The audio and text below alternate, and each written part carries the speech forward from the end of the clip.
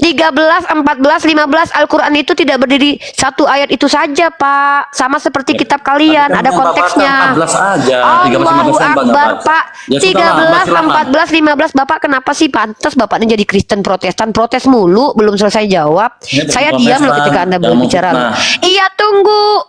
Ya udah, saya nggak tahu Anda apa. Nah, ini bukti Anda berdusta. Anda bilang Yesus suruh kasihi musuh. Siapa bilang? Anda baca dalam kitab Anda. Dalam Nahum 1 ayat 2. Tuhan yang belum jadi manusia. Tuhan itu Allah yang cemburu dan pembalas. Tuhan itu pembalas dan penuh kehangatan marah. Tuhan itu pembalas kepada para lawannya dan pendendam. Tuhan Anda pendendam, Pak. Dalam Nahum 1 ayat 2. Ketampol, Bapak. Tuhan Allah Israel, Tuhan orang Kristen. Berarti Tuhan kamu ikut berperang? Enggak sih, kalau saya lihatnya itu lebih ke iman. Karena bukan cuma berperang, dalam menghadapi banyak hal itu Tuhan selalu bersama dengan kita gitu. Bukan cuma dalam hal berperang. Itu Tuhan bilang kok. Karena Tuhan akan berperang untuk kamu dan kamu akan diam saja. Gimana coba karena itu ngejelasin? Karena itu ada dalam konteks peperangan untuk memperebutkan. Iya, tapi yang berperang kan Tuhan. Kan ada yang bilang nih Yesus itu tidak pernah berperang, Yesus itu baik gitu kan. Ya kan itu kitab Anda, berarti kalian dong umat tolol itu. Nah, jadi saya hanya mau menyampaikan ya, Yeremia pada 22, sungguh bodoh dan tolol umat yang tidak mengenal aku. Mereka anak-anak tolol yang tidak mempunyai pengertian, jadi ya. Jadi kalau orang yang tidak mempunyai pengertian, anak-anak tolol itu sesungguhnya. Nah, itu tertulis ya. Nah, ini soal membenci. Jadi saya bilang, bentar satu lagi nih ayat nih, baca nih. Baca lagi nih. Saya mau kamu tuh baca ayat tuh yang lengkap lah. Ini di Perjanjian Baru juga ada. Coba baca ini.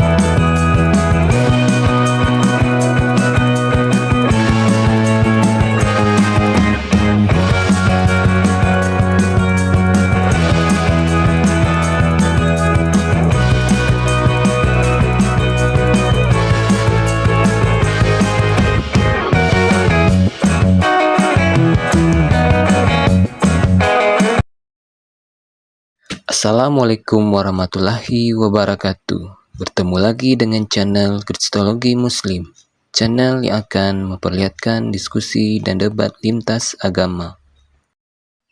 Di awal video ini bercerita tentang Uniriva telah berlangsung diskusi dengan seorang pria Kristen bernama akun Trendy, di mana konteksnya bertema tentang perang.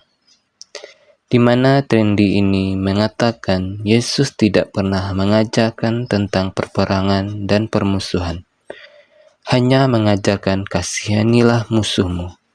Tetapi manusia saja yang mengartikan ayat-ayat itu sembarangan. Setelah diskusi Uniriva dengan Trendy, selanjutnya Uniriva berdiskusi lagi dengan seorang pria Kristen bernama akun Batu Hitam, di mana pria ini mengatakan di Perjanjian Lama itu terkait perperangan Israel umat pilihan Tuhan, di mana Tuhan bersekutu untuk membela Israel memerangi bangsa-bangsa kafir. Lalu diskusi yang ketiga masih tema perang. Uniriva berdiskusi lagi dengan pria Kristen bernama akun Erik, di mana pria Kristen ini mengatakan dalam konteks Kristen sendiri, itu beda dengan Perjanjian Lama dan Perjanjian Baru, di mana Perjanjian Lama saat itu konteksnya dalam memperebutkan kekuasaan. Setelah selesai dengan pria ini, Uniriva berdiskusi lagi dengan seorang pria Kristen bernama akun Kunci, di mana ia mau menjawab tentang ayat di Bible, di mana Yesus menyuruh membenci keluarga agar dirinya dapat menjadi murid Yesus. Nah, bagaimanakah jawaban dari Uniriva dari pria Kristen ini, yang menjawab, membantah, dan bertanya tentang tema perperangan dalam Bible dan Al-Quran? Singkat cerita, mari kita dengar jawaban dari Unirva, Apologet Islam Indonesia. Gitu nggak apa-apa Pak, ya. saya bingung ya, kalian itu tuh udah diberikan tempat yang baik, tapi kalian masih aja komplain, masih aja protes, makanya Bapak jadi Saya tadi protestan. aturannya saya Coba 3 saya menit, di Komal Mbak 3 Kristen. menit gitu loh. Ya udah nggak Pikiran apa-apa, Mbak. Bapak Udah, sih. jangan dimasalahin ya. Udah kita lanjut Bukan aja. jangan dimasalahin, masalah. Bapak yang mempermasalahkan kok. Ya Saya sudah, emang nggak oke, ya. mempermasalahkan. Ya tadi berarti saya salah paham. Pikir saya 3 menit, Mbak 3 menit biar cepat gitu kan. Tapi nggak apa-apa. Konteks kita sebenarnya Bapak sudah lari melenceng. Kita Ya. kontennya kan PERANG. Ya nanti dari Pak ini. tidak ke konteks itu, tapi nanti ya udah nggak apa-apa. Ada konteksnya lari ke sana juga nanti. Kan saya mesti Silakan. satu-satu. Ini Bapak mau menjelaskan atau mau Ya menanggapi. membantah saya? Ya membantah. Oke, silakan. Tanggapi pakai Jadi- antitesis ya, Pak. Ya, jadi Pakai kayak Mbak antitesis tadi ya. ngomong Antitesis itu ada apa, data.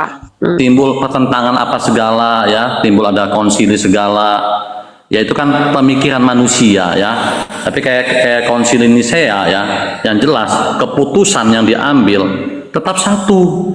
Yesus adalah memiliki ilahi dalam dirinya. Itu yang poin penting. Nah, jadi yang kita bahas itu tentang pengajaran Yesus loh.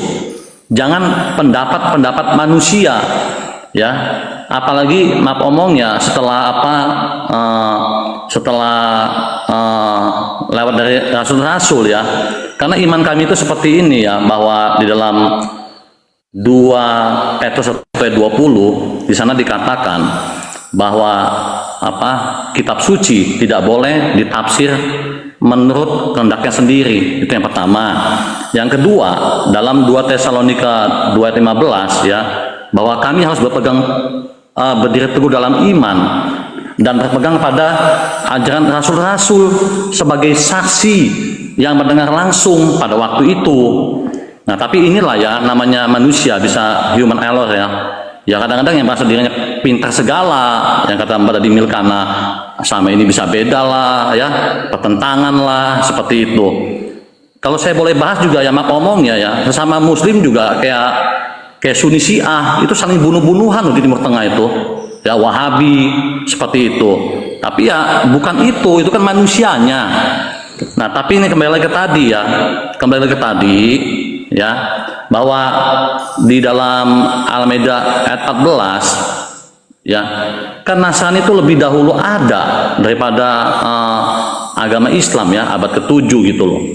Ya bagaimana Allah bisa tahu gitu kan, sedangkan Yesus kan abad pertama. Nah, yang kedua juga tadi saya katakan poinnya itu kan di sana tertulis kebencian dan permusuhan. Bahkan ya di dalam surat 60 ayat 4, saya bacakan ya Mbak ya. Aku salah saya. Surat 60 ayat 4. Ini permusuhan dan kebencian untuk selama-lamanya gitu loh. Kata Mbak, Islam tuh rahmatan alamin tadi ya. Tapi ini Allah ajarkan seperti ini. Saya bacakan ya. Sesungguhnya telah ada suri teladan yang baik bagimu pada Ibrahim dan orang-orang yang bersama dengan dia ketika mereka berkata kepada kaum mereka, sesungguhnya kami berlepas diri dari kamu dan dari apa yang kamu sembah selain Allah. Kami ingin ingkari kekafiranmu dan telah nyata antara kami dan kamu permusuhan dan kebencian buat selama-lamanya dan seterusnya ya. Nah, jadi mengapa ya ada Allah kalau emang dia Maha Pengasih, Maha Penyayang, kok yang diajarkan kebencian dan permusuhan selama-lamanya? Nah, kalau saya lihat ya, Pak, Bapak bertanya atau menjelaskan sih? Bapak udah bertanya loh, menjelaskan terus bertanya lagi. Pak, sudah. saya nih Ya, orang Mbak yang jawab, ditanya. Nah, pertama sudah, Bapak itu, tadi aja. ya, Mengapa saya mau Allah konfirmasi. Mbak mengajarkan Oke. kebencian Iya. dan permusuhan untuk selama-lamanya? Oke, siap, saya jawab. Saya mau tanya sama Bapak, Tuhan Bapak tidak pernah memiliki rasa permusuhan ya? Nggak, Mbak jawab dulu dong. Tunggu dulu Jawab Pak, Bapak gini loh, Bapak memberikan parameter. Saya nggak tahu nih parameter Tuhan Bapak seperti apa. Nah, Kalau yaudah, Tuhan oke, Bapak Mbak lebih tanya baik, saya silakan. Saya nggak tanya, saya mengkonfirmasi Pak. Ini bukan pertanyaan yang harus Bapak jawab dalam durasi 5 menit, enggak. Saya cuma mengkonfirmasi, kan Bapak bilang gini, kenapa Tuhan Anda mengajarkan permusuhan, seolah-olah Anda menganggap Tuhan Anda tidak pernah melakukan permusuhan. Maka saya tanya dulu kepada Anda, Tuhan Anda itu Tuhan yang seperti apa gitu loh. Tuhan yang seperti apa? Tuhan yang tidak mengadakan permusuhan. Itu dulu, saya klaim dulu itu. Kalau seandainya Anda tidak klaim, saya kan nggak tahu Tuhan Anda Tuhan yang macam apa. Oke, Gitu loh. ya. Yesus yang saya sembah itu Sang Firman yang kekal ya. Ya. Ajarkan Buat klaim dalam dulu. Matius 5 ayat 44. Kasihilah musuhmu. Oke, Dan siap. doakanlah Udah, mereka udah yang tuh ya. mengenai Oke. kamu. Kasihi musuh ya. Ya. Terus di dalam Matius 6 ayat 9 Pak boleh Udah baca satu juga tuh aja, ya, doa Bapak satu kami. aja. Saya kan Ya, cuma ini konfirmasi, ajaran saya Yesus. mengambil ayat nih ya. Ini ya. Ya, tapi Mbak jawab Kasihi dulu musuh. pertanyaan saya ya. Mengapa Iya, iya, Allah ini. Mbak mengajarkan Iya, kebencian dan permusuhan untuk selama-lamanya? Oke. Tadi saya sudah jawab ayatnya dan bahkan eksplisit saya bacakan ayatnya, ayat pertama. Lalu Anda lari ke ayat yang diksinya kurang lebih sama. Padahal saya sudah menjawab itu. Mengapa? Karena Allah membalas orang-orang yang menginginkan balasan terhadap diri mereka karena mereka mengingkari perjanjian. Nah, tadi saya bahas antara Katolik dengan Protestan, Oneness, Unitarian yang ada skisma itu bukti kebenaran Al-Quran, Pak. Saya bukan membahas itu oknum, tidak. Saya membuktikan ketika Allah berfirman, Allah menimbulkan kebencian di antara orang Kristen, buktinya itu terjadi. Sepanjang sejarah Kristen kalian saling baku hantam. Tolong Bapak pahami diskusi saya. Saya ini orang yang menjelaskan lalu memberikan bukti sebagai penguat argumen saya itu benar. Kalau Bapak ini kan bertanya, mengapa Allah mengajarkan permusuhan? Tidak ada Allah mengajarkan permusuhan, tapi menanamkan permusuhan di hati orang-orang jahat seperti yang sudah dijelaskan dalam Al-Maidah ayat 13, Bapak. Bapak lari kemanapun ayatnya diksinya sama 13, tetap. Mbak. 14. 13, 14, 15 Al-Quran itu tidak berdiri satu ayat itu saja, Pak. Sama seperti kitab kalian, Tapi kan ada yang Bapak konteksnya. 14 aja. 13, 15 Allahu kan Mbak Akbar, baca. Pak. Ya sudahlah, Mbak, 13, silakan. 14, 15 Bapak kenapa sih pantas Bapak ini jadi Kristen Protestan? Protes mulu, belum selesai jawab. Ini bukan Saya diam loh Protestan, ketika Anda jangan berbicara. memfitnah. Iya, tunggu. Ya udah, saya nggak tahu Anda apa. Nah, ini bukti Anda berdusta. Anda bilang Yesus suruh kasihi musuh. Siapa bilang? Anda baca dalam kitab Anda, dalam Nahum 1 ayat 2. Tuhan yang belum jadi manusia. Tuhan itu Allah yang cemburu dan pembalas. Tuhan itu pembalas dan penuh kehangatan marah. Tuhan itu pembalas kepada para lawannya dan pendendam. Tuhan Anda pendendam, Pak, dalam Nahum 1 ayat 2. Ketampol, Bapak. Bapak bohong. Yesus berdusta ketika mengajarkan kasihi musuhmu. Kenapa? Yesus sendiri mengajarkan membenci. Kalau saya itu dasar eksplisitnya ada mengatakan Yesus mengajarkan membenci, jangankan orang jahat. Yesus ini agak aneh ya, agak lucu memang ajaran Yesus. Yesus itu mengajarkan untuk mengasihi musuh, orang-orang jahat disuruh kasih, tapi ibu bapak disuruh benci loh, Pak. Makanya ajaran Kristen ini ajaran yang aneh, ajaran yang cocok untuk para penjahat. Kenapa? Kalau penjahat itu dikasihi loh, iblis dikasihi, musuh dikasihi. Nah, jikalau seorang datang kepadaku dan ia tidak membenci bapaknya, ibunya, istrinya, anak-anaknya, saudaranya, laki-laki, perempuan, bahkan nyawanya sendiri, ia tidak dapat menjadi muridku. Bapak kalau nggak benci bapak, ibu bapak, bapak nggak bisa ikut jadi murid Yesus. Kenapa? Yesus mengajarkan membenci. Ini namanya baru fix dikatakan ajaran mengajarkan membenci. Mana di Al-Quran diajarkan kami membenci? Itu Allah menanamkan kebencian kepada orang-orang yang memang sudah membenci dari semula, pengkhianat, pengingkar. Buktinya ada, Kristen sendiri saling benci satu sama lain kok, saling baku hantam. Inkuisisi itu apa? Nah, kalau Allah menanamkan kebencian di antara kaum kafir, saling baku hantam, ya wajar karena kalian kafir. Kalian mengingkari apa yang sudah diberikan oleh Nabi Isa alaihissalam. Tapi kalian yang mengatakan Yesus mengajarkan kasihi musuh, inilah saya bilang. Makanya para penjahat itu cocoknya jadi Kristen. Agama Kristen itu saya selalu katakan cocok untuk para penjahat. Karena kalau penjahat itu dikasihi, tapi saudara sendiri dibenci loh. Ngeri nggak tuh ajarannya? Kalau kami nggak, ajaran membenci musuh, membenci orang jahat, tapi mengasihi saudara. Tepat, adil, sesuai dengan porsinya. Kalau Bapak pergi ke hukum, pergi Bapak ke pengadilan, penjahat itu dapat hukuman, Pak. Orang baik itu dilepaskan. Di Kristen kebalik. Oh, saudara sendiri disuruh benci. Giliran musuh disuruh kasihi. Ngeri, Pak. Nah, contoh musuh dikasih. Saya nggak bisa membayangkan bagaimana sistem negara kita kalau penjajah disuruh kasihi sama Kristen. Kalau mayoritas kita Kristen, presiden kita Kristen, menerapkan ajaran Kristen. Bayangkan loh, penjajah dari Belanda itu disuruh kasihi. Mereka ambil hartamu, kasih anak istrimu sama mereka. Tampar pipi kiri kasih kanan. Ngeri, Pak. Justru saya nggak mau jadi Kristen karena ajarannya begini, parah kali. Lah, dalam Islam kami nggak boleh kasihi musuh, Pak, karena iblis adalah musuh kami. Bahkan dalam kitab Korintus kalau nggak salah ada tuh bahwa iblis adalah musuh. Ada juga tuh pernyataan dalam kitab Korintus kalau nggak salah, ya. Nah, nanti saya kasih datanya deh. Kalau saya cari, saya pernah baca itu ayat itu. Tapi di Kristen musuh dikasihi, Pak. Koruptor dikasihi, pemerkosa anak dikasihi, tukang mutilator dikasihi, ya, penjajah dikasihi. Itu musuh sampah masyarakat, Pak, musuh negara. Disuruh kasihi. Lah Islam yang dikasihi itu orang-orang benar. Kalau orang jahat ya nggak boleh dikasihi, hukum mereka. Itu bentuk keadilan. Dan ini berlaku di sistem negara manapun. Contoh Vatikan tuh, ajaran kasihi musuh tuh ya. Nih, ini gara-gara terapkan ajaran kasihi musuh nih. Ngeri loh, ya. Menakutkan. Untung saya nggak tinggal di Vatikan. Ya, maaf ya Pak. Bapak Katolik ya. Bapak nggak tahu sih sejarah Katolik mengerikan. Bapak kan bukan Protestan tadi bilangnya. Berarti Bapak Katolik dong. Ah, Bapak tahu nggak sejarah Katolik itu kejam banget. Fitnah lagi. Inilah Islam kadang-kadang fitnah. Ya, nggak boleh gitu loh. Kok memframing Islam fitnah? Yang bicara Rifa bukan agama Islam. Anda kok memframing mulu sih? Oten tukang framing nih. Oten itu oknum Kristen. Ya. Udah, kamu ngomong aja. Saya kalau dikatakan fitnah, makanya Bapak kasih tahu agama Bapak apa. Bapak yang nggak mau kasih tahu kok Bapak bilang Bapak. Kalau Ya sudah, Bapak saya sorry, gitu saya dari tadi tuh nanya ke Bapak Rum itu Santro. yang sopan nanyanya. Jangan asal ngomong. Gimana saya nggak sopan? Ya udah Bapak jelaskan agama. Gila gimana? Ya Kau setuju nggak gitu loh? Ya nggak setuju lah. Lah Bapak agamanya apa? Selesai. Bapak agama nggak mau. Saya tahu agama Bapak apa. Nah, Bapak malu dengan agama Bapak. Anda kan lagi nggak mau, karena silakan. saya tidak mau dituduh fitnah. Maka agama Bapak Setelahnya apa? saya jawab setelah ini. Udah, Bapak malu dengan agama Bapak. Ya, nggak perlu malu saya. Nanti saya jelaskan. Kan Ya udah, siapa agama Bapak kan apa? saya sudah diam ini. Tapi jangan Ayo, ini fitnah room ngomong ini, kalau nggak ada bukti. room ini kan kita cuma berdua. Ya udah, kalau Ya saya sudah, dikatakan Anda selesaikan memfitnah, dulu. ya sudah Anda agama selesaikan Bapak dulu aja. apa? Udah selesai. Loh, kok saya diatur Anda? Saya ini bukan budak Anda loh. Loh, Agama Anda apa? Nah inilah. Saya tidak mau difitnah. Agama Anda apa? Itu ngatain budak. Aduh, Islam ini kasihan Loh, amat Anda ya. pemerintah saya di sini kok. Anda Rifa, bilang teruskan gini. lanjutkan. Lah. Agama Anda apa? Kamu selesaikan Malu dulu. mengakui agama Nanti sendiri. saya kasih tahu agama saya Saya apa ya. bukan pembantu Anda dan budak Anda yang harus ikut Nah, aturan Anda. saya Saya nggak kasih ngatain Anda kamu budak, peluang di sini kasihan untuk deh bertanya. lo. Ya sudah, agama Anda apa? Nah, ya, kalau saya udah ngomong, saya Malu. mengikut Yesus.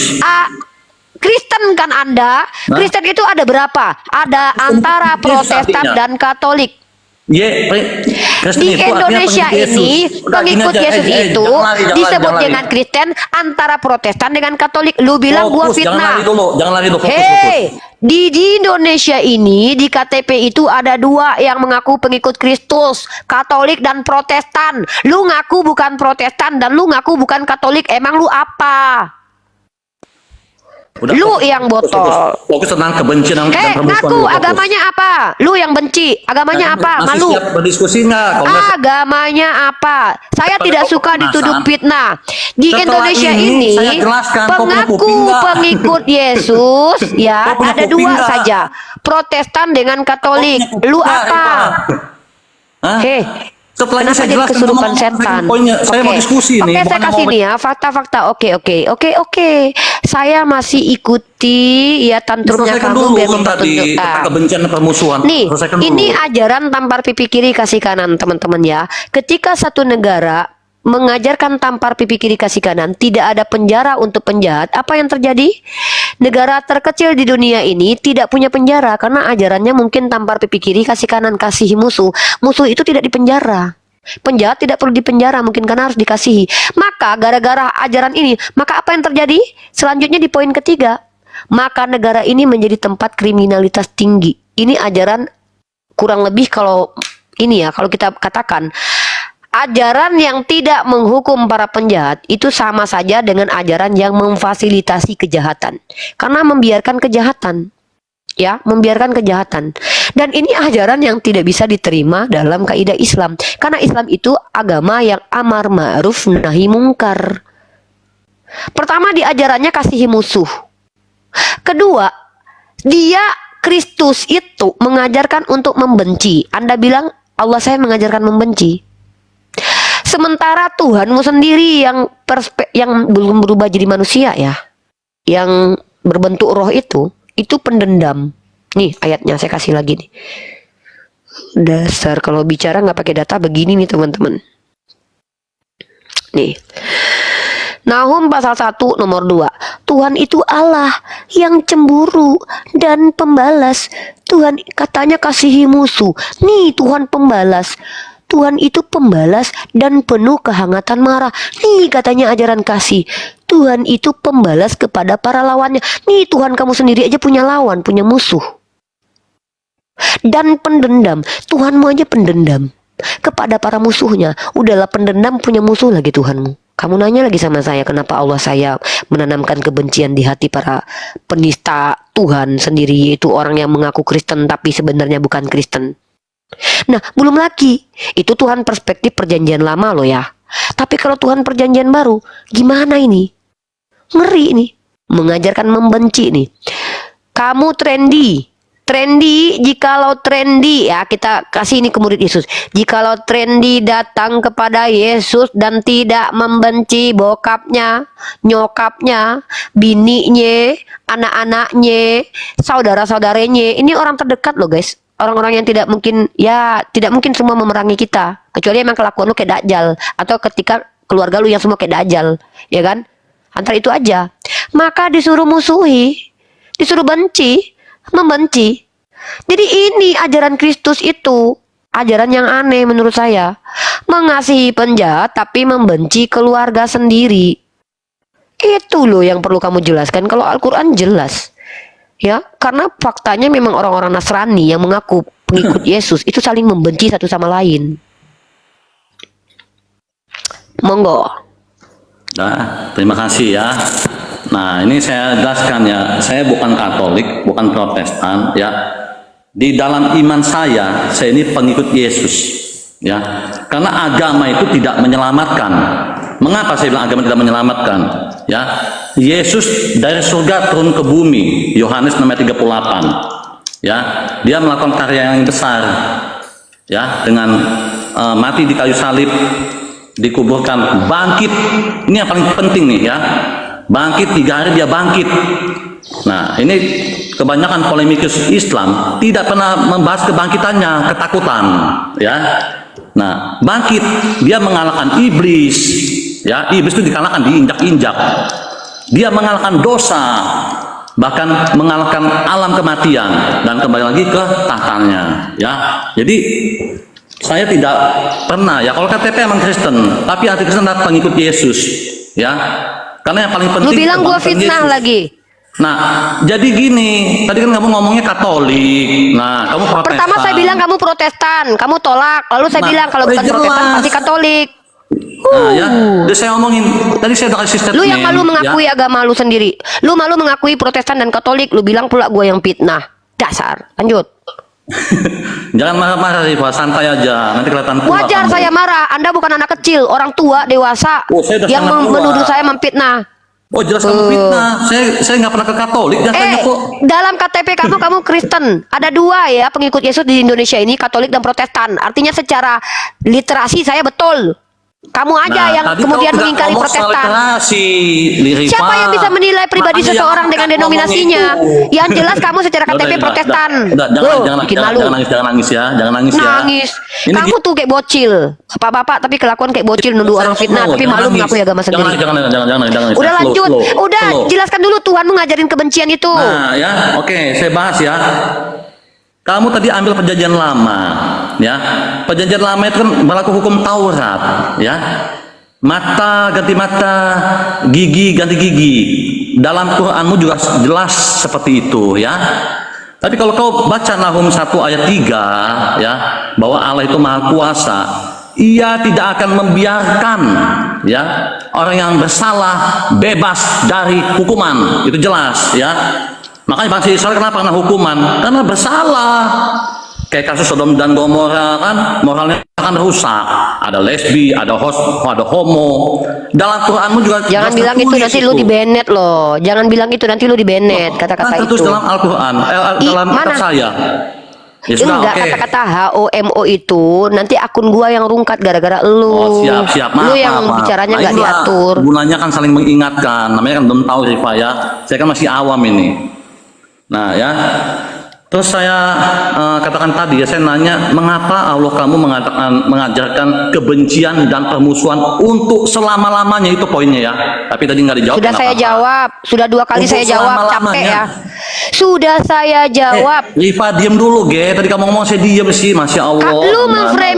Lu memframing gua nggak memframing lu dari tadi. Lu bilang gua nggak jawab, udah 2 kali gua jawab dan ini direcord di Mesia X Unirifa. Untuk selama-lamanya, poinnya. Sudah gua jawab alasannya Ya, berdasarkan oke. Al-Quran Apa tadi. singkatnya? Karena apa? Karena apa? Coba. Ya Karena karena apa? memang mereka mengingkari orang-orang Nasrani yang mengaku kayak kalian nih ya, lu tuh kayak pengaku oten tuh. Saya pengikut Yesus, padahal lu pengingkar Yesus. Makanya dalam hati lu dengan kawan Kristen lu lain lu ada kebencian, permusuhan. Udah gue jawab gimana Gitu sih? ya. Nah, jadi Iyalah. kan tetap nggak terjawab. Kalau saya bilang Yesus itu abad pertama. Gimana sih udah dijawab nggak terjawab? Udah suka-suka lu deh. Kan makanya kan kata-kata lu kasar, makanya lu dihapus dari TikTok tuh, bukan moderator. Udah dijawab bilang nggak dijawab. Aneh nih soto ini orang. Nah kita jawab apa dia ya kebotolannya dari agamanya. Dia bilang begini tadi ya. Tuhan saya itu Tuhan yang tidak membebaskan penjahat dari kejahatannya. Siapa bilang longor? Makanya baca kitab lu. Nih, Tuhan lu membiarkan orang lain jahat tuh. Enak aja dibilang Tuhannya baik-baik aja. Di hadapan saya tidak berlaku itu, Ferguso. Ya, di hadapan saya akan ketampol kalian. Baca dalam kitabmu 2 Samuel pasal 12. Apakah perjinahan Daud itu tidak dibiarkan Tuhan? Hey, Imamat pasal 20 nomor 10. Pejoni itu yang harus meninggoy. Ya, nih. Tuhan kamu itu membiarkan perjonian Daud. Dan Tuhanmu tidak menghukum pembunuhan yang dilakukan oleh Paulus. Katanya Tuhan kamu tidak membiarkan penjahat. Pret. Kasihi musuh itu aja udah membebaskan penjahat dari kejahatannya. Enak aja lu ngomong depan gue nggak pakai data. Gue baca kitab lu. Itu lo Lukas. Jikalau seorang datang kepadaku tidak membenci bapaknya, nggak dijelasin. Makanya kalau ngomong jangan pakai HOMO, nanti di banned. Ini loh, kalau bicara itu pakai data seperti Uniriva binti Yahdiman. Kalau bicara no tanpa data, pakai data. Baca nih. Nih. Kalau kalian umat Kristen mengatakan Tuhan kalian itu tidak membebaskan penjahat dari kejahatannya, jangan dusta depan saya. Jangan berbohong depan saya. Saya ini pembaca Bible, ya. Coba lihat ini. Daud itu berjoni ya dengan bini orang. Dalam 10 hukum Taurat jangan menginginkan. Di dalam hati aja menginginkan, itu kata Yesus, bukan hukum Taurat ya. Itu pun berjoni. Mari kita lihat. Nah, kita lihat di sini imamat. Ya, hukum yang diturunkan Tuhan kalian itu dilanggar sama Tuhan kalian sendiri loh. Kalian bicara sama saya nggak pakai data. Pakai data kalau bicara sama Uniriva ini. Ya, nih. Kalau kalian lihat dalam Imamat pasal 20 nomor 10, baca ini baik-baik. Kalian bilang Tuhan kalian tidak membiarkan kejahatan. Bila seorang laki-laki berjoni dengan istri orang lain, yakni berjoni dengan istri sesamanya manusia, pastilah keduanya dihukum meninggoy. Paham? Artinya Tuhan lu ngajarin kalau seandainya ada orang berjoni ngambil bini orang, itu dihukum meninggoy. Tapi yang terjadi, Daud ngambil bini orang meninggoy nggak? Tidak. Daud mengambil bini orang, itu bahkan Tuhan kamu sendiri yang ngambilin bini orang buat dia. Loh, kok bisa Uniriva begitu? Lah dalilnya ada. Dalilnya di mana? 2 Samuel pasal 12 nomor 7. Tuhanmu sendiri ya, nenek moyangnya Yesus, karena mungkin jadi nenek moyangnya nanti. Kemudian berkatalah Nathan kepada Daud, engkau orang itu, beginilah firman Tuhan Allah Israel, akulah yang mengurapi engkau menjadi raja atas Israel, dan akulah yang melepaskan engkau dari tangan Saul. Di ayat ke-8-nya baca. Nih ya.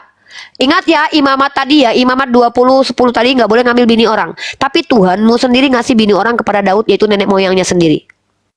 Telah kuberikan isi rumah Tuhanmu kepadamu dan istri-istri Tuhanmu. Ini bini orang dikasih ke Daud loh. Nah, ketika Daud ngambil bini orang lagi, yaitu ngambil Batseba, apakah Daud dibikin meninggoy sama Tuhan lu? Yang katanya kalau seandainya mengambil bini orang meninggoyin. Tidak dimeninggoykan Tuhanmu, tapi yang dimeninggoykan siapa?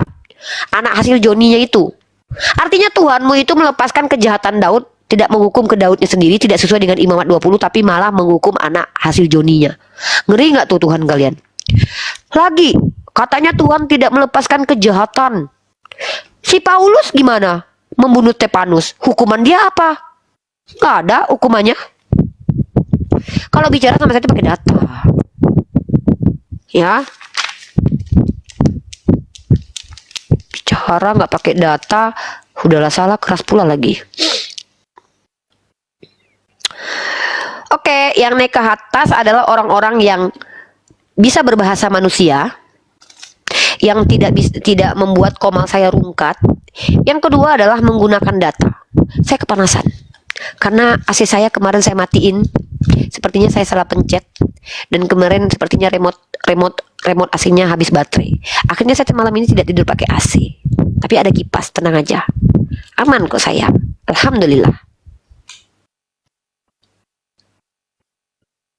Enak aja bicara nggak pakai data, ngeklaim.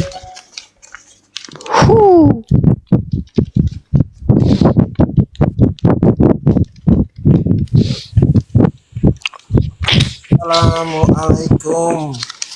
Assalamualaikum. Alaikum, Batu, silakan Batu. Tema kita adalah PERANG. PRANG. Di mana itu ya? Banyak ini, Keluaran pasal 14:25. Ia membuat roda keretanya berjalan miring dan maju dengan berat, sehingga orang Mesir berkata, marilah kita lari meninggalkan orang Israel, sebab Tuhanlah yang berperang untuk mereka melawan Mesir. Keluaran pasal 14 ayat 14, Tuhan itu pahlawan perang, Tuhan itu berperang. Keluaran 15 ayat 3, Tuhan itu pahlawan perang. Ini Tuhan, bahkan Tuhan mengatakan untuk tumpaslah. Keluaran 15 ayat 3, Tuhan itu pahlawan perang, Tuhan itulah namanya. Dan Tuhan kalian juga mengajarkan untuk bunuhlah anak-anak dan juga bunuhlah perempuan. Nah, ini yang kita bahas. Kenapa sih sekejam ini Tuhan kalian? Ya, itu kalau di perjanjian lama itu terkait dengan peperangan Israel, umat pilihan dia. Itu Tuhanmu bukan? Ya, Tuhan kita mau gimana? Tuhan. Ya udah, terima kasih jawabannya. Itu aja sih. Itu kan perang untuk membela Israel. Iya, membela Israel doang, tapi Jadi gini, membunuh Mbak. suku Amalek. Jadi gini Bu. Berarti Tuhanmu itu Bu rasis aja. ya? Bisa nggak saya katakan Tuhan kamu rasis karena menggenosida suku Amalek? Tapi membenarkan kelakuan Bani Israel dengan ketegar tengkuannya, karena Bani Israel tidak pernah digenosida walaupun mereka itu tegar tengkuk dan bahkan sudah banyak sekali melakukan kejahatan-kejahatan di muka bumi. Tapi Tuhan kamu tidak menggenosidanya, sementara Tuhan kamu menggenosida suku Amalek. Bisa nggak saya katakan Tuhan kamu rasis? Ya terserah aja sih. Ya udah kalau gitu terima kasih ya. Kamu telah tidak bisa membantah, berarti sabar dulu, aku mau jelasin.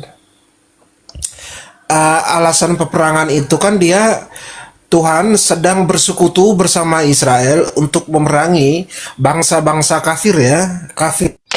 bukan cuman itu untuk membalaskan dendam Tuhan. Kamu nggak tahu tuh. Nih, beginilah firman Tuhan semesta alam. Aku akan membalas apa yang dilakukan oleh orang Amalek, membalaskan dendam.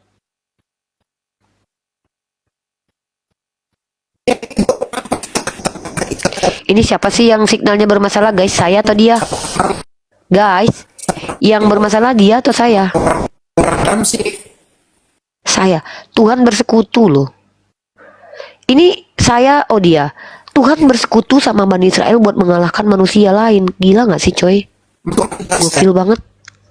Ini ngeri banget kalau punya Tuhan kayak gini loh. Nggak ngerti. Signal kamu jelek banget.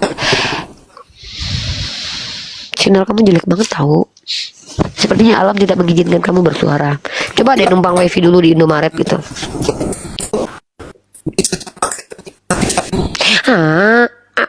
Gitu ngomongnya nggak jelas. Sinyalnya jelek banget.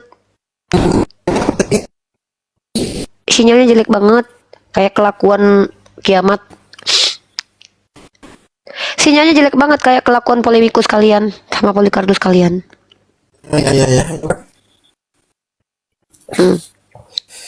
Ya jadi begini loh. Oke ya. Jadi menurut kamu ketika ada satu suku digenosida, dihilangkan, ya genosida itu menghilangkan satu etnis, ya, dan ternyata memang Tuhan kamu menyuruh tumpas suku Amalek. Ngeri loh kawan. Menurut kamu itu jahat banget gak sih? Ya kemenangan Tuhan lah. Kemarin Tuhan itu berperang memihak Daud, dia memerangi pasukan dari Filistin itu, Palestina itu. Berarti Goliat emang itu. Tuhan yang menjadi, berarti itu Tuhan kamu yang bikin orang-orang Palestina sekarang ini menderita di tangan Zionis. Itu kerjaan Tuhan kamu. Yang dulu, Palestina yang dulu. Kalau sekarang kan beda Oh, yang ya. dulu. Kalau sekarang bukan. Berarti dulu orang-orang Kalau Filistin kalau itu kalau jahat banget sih. Kenapa sih mereka di, emang nggak ada anak kecilnya yang bakalan tobat satu orang gitu? Suka-suka Tuhan gitu. Itu kalau seandainya di dalam Bukan, pelanggaran HAM, Tuhan kamu udah masuk ke dalam pelanggaran HAM tahu? Kena PBB loh. Kamu tahu nggak Netanyahu udah dikejar sama internasional sebagai pelaku kejahatan. Tuhan kamu kalau jadi manusia dia ngelakuin itu, dia dapat ini loh, dapat pelanggaran HAM loh, karena menggenosida orang-orang suku Amalek loh. Takut tahu. kejahatan ini kan jangan dilihat berperang itu kejahatan. Berperang itu menegakkan keadilan juga, Mbak. Jadi kan orang-orang Keadilan jahat ini gimana? Anak-anak kecil juga dibantai, yang menyusui nggak salah apa-apa, disuruh tumpas. Kok adil begitu? di mana? Di mana itu disuruh kayak gitu? Masa nggak tahu kamu di dalam Samuel? Kamu nggak tahu nih, aku kasih datanya. Di dalam Ulangan juga banyak tumpaslah anak-anak. Ntar ya, aku kasih ya data. Kamu nggak pernah baca Perjanjian Lama ya? Ya, baca juga sih, tapi kan itu hanya harusnya orang-orang Yahudi lebih berkepentingan lah dengan kisah-kisah kayak Lah ini gitu. kan kitab kamu juga, ini kan Tuhan kamu juga. Masa kamu nggak tahu? Ini kan cerita tentang Tuhan kamu. Kamu baca 1 Samuel Bukan pasal hanya 15 Tuhan nomor 3 kamu, nih. itu kan Tuhannya Abraham. Nggak ada ya Nabi Abraham Tuhannya begitu. Nabi Ibrahim ya, Nabi Ibrahim mah Tuhannya baik, adil, nggak jahat. Nih, Masa sih? iyalah Nabi Ibrahim aja baik, masa Tuhannya jahat nih. Jadi pergilah sekarang, kalahkanlah orang Amalek. Tumpaslah segala yang ada padanya, dan janganlah ada belas kasihan kepadanya. Nolah semuanya, laki-laki maupun perempuan, anak-anak maupun anak-anak yang Hah? menyusui ini. Tuh, ajaran kasih. Suaranya kamu tuh putus-putus loh. Alam sendiri tidak mengizinkan kamu bersuara loh. Sepertinya kamu itu tidak direstui sama roh-roh. Kamu kan penyembah roh. Ngeri ya. Jadi ketika kalian umat Kristiani selalu menuduh Islam itu agama ini, agama jahat, agama itu. Dalam Islam itu ada tutorial perang yang baik, tidak boleh bunuh perempuan, anak-anak, pastor, gereja, tidak boleh dihabisi. Tapi kalian, Tuhan kalian itu sebelum berenkarnasi menjadi manusia, sebelum dia sekolah di sinagog, sebelum dia dilahirkan Bunda Maria, dia ngeri banget loh, genosida loh dia. Suku Amalek loh, yang bocil-bocil menyusui disuruh.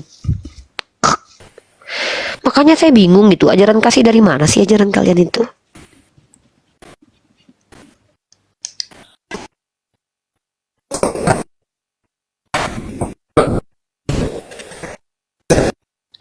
Signal kamu itu tidak diizinkan alam berbicara di ruang publik. Udah ya, kamu diam dulu aja deh, mungkin ada umat Kristen yang bisa menjelaskan ke saya. Yang tidak sesuai konteks turun ya. Saya lagi nggak mau lari kemana-mana nih. Kebiasaan kalian misalnya lari-lariin. Ya Abdul. Ya, selamat malam, Uniripa. Ya malam. Silakan dijelaskan pertanyaan, saya sudah menyimak dari bawah kan. Silakan. Baru naik sih. Tema kita adalah PERANG. Ya. Itu. Ini PERANG jangan disebut nanti ke Bennett. Saya nggak mau saya rungkat gara-gara kalian.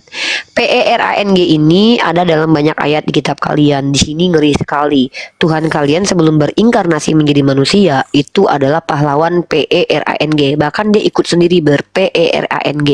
Dan bahkan dia menggenosida satu suku, itu suku Amalek. Kalau seandainya zaman sekarang secara moralitas itu sudah kena PBB loh. Bahkan jadi penjahat internasional loh. Karena dia menggenosida. Bahkan Zionis sekarang yang patokan kitabnya ada Samuel, bisa jadi gara-gara ayat ini mereka menggenosida orang-orang di PL sana, di Yerusalem sana sekarang. Oh, Yerusalem. Oke nih, Nih, Kak Rifa, Uni Ripa.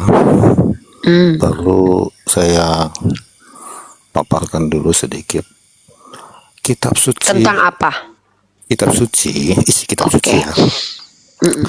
Alkitab atau Bible dengan Al-Quran itu kan sama-sama kitab ya. Tapi bedanya kalau Alkitab itu adalah Kamu lari dari konteks loh. Kita bahas tentang PERANG. tujuan ke situ. Oke, harusnya ke sana ya. Kalau nggak ke sana kamu turun ya. Saya nggak Ya, mau kan, ngeladenin karena orang kita yang kan diskusi muter-muter. nih, diskusi apa Kak? Iya diskusi, Nah, silakan. diskusi kan harus ada tanya jawab ya. Tapi beda loh. Aku Makanya nggak terima saya loh kamu bisa bilang bertanya kitab. ya. Nggak, saya nggak terima loh kamu bilang Bible itu kitab. Karena kitab itu dari kata-kata Aba, artinya adalah hukum Tuhan, perintah-perintah Tuhan. Kitab kamu itu Biblos, kumpulan kitab-kitab, kumpulan buku-buku. Ya kalau kitab itu kan bahasa serapan dari bahasa Arab tuh. Tapi secara terminologis bahasa agamanya kitab itu bukan sesempit itu maknanya. Kitab kamu itu Biblos. Ya. Jangan samain dong. Oh, jadi kalau Aku nggak Al-Quran, sepakat. Al-Quran itu adalah kalam Allah yang jadi dibukukan perkataan kemudian. Allah semua. Yes. Semua. Ya iyalah. Jadi tujuan Al-Quran tuh diturunkan kepada manusia untuk apa? Ya memberi pengajaran dan hukum-hukum dari Allah lah. Masa sih? Kita lagi bahas PERANG kok saya mau menghadapi kenapa? orang yang Jadi kayak masa kenapa? sih? Masa sih? Jadi Masa aja kenapa sendiri di kalau- rumah. kalau Apa sih? itu yang tujuan Kamu kepada katanya mau manusia, menjelaskan kitab kamu, katanya mau arah ke kenapa ada PERANG. Al-Quran yang manusia itu tidak boleh tahu, hanya Allah yang tahu. Mana? Nah, itu Di situ dituju. ada ya karena gini, kalau ketika Allah menjelaskan misalkannya tentang surga, emang kamu pernah melihat surga? Maka itu masuk ke ranah mutasyabihat. Ayat 1. Apa arti surah ayat 1? Kalau huruf itu tidak ada artinya, itu adalah rangkaian huruf, di mana itu bisa jadi adalah nama dari surah. Lalu masalahnya apa? Sama seperti dalam kitab Mazmur yang ada kata di situ batu, di situ tertulis sela. Emang apa arti sela? Yang Nggak ada jelas artinya tahu juga apa yang sela. manusia bacanya Apa kan. Nah, arti sela? Quran tuh Apa sih ini? Nanti aku kasih data saulasau kami. Kamu yang Udah kamu bahas mengatakan perang atau bahwa enggak sih? Al-Quran itu Wah, karena aku udah bilang nih kalau seandainya bicara tentang PERANG nanti di tema lain baru kita bahas. Tema kita lagi PERANG. YouTube saya lagi membuat tema judul konsep PERANG Islam dengan Kristen, kok malah bahas kitab suci. Nanti saya kasih saulasau baru tahu. Ya. Saulasau. Apa arti batu di situ? Apa penjelasannya tentang batu di situ? Penyembah batu kalian. Berarti kalian menyembah batu. Nih saulasau nih. Kitabmu artinya apa nih? Ya kalau ingat ini kan korek tahu. Aduh ya Allah. Sumpah ini lucu banget. Bahasa roh aja nggak bisa dimengerti, banyak kali cerita kalian. Yesaya pasal 28. Nih, apa arti saulasau nih? Masa kitab suci nggak ada artinya? Nih. Ini apa nih? Ini apa nih artinya? He speak to us as though we were babies. Saulasau, kaulakau, there some there. Apa artinya? Hayo, Oten, jawab nih saulasau artinya.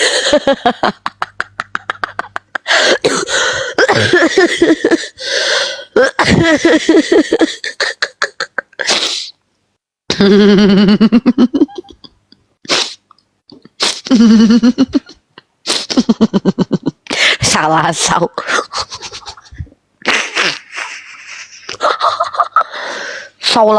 Saulasau, kaulakau. Thailand Tuhan lu. Emang di Thailand artinya apa? Lain upon.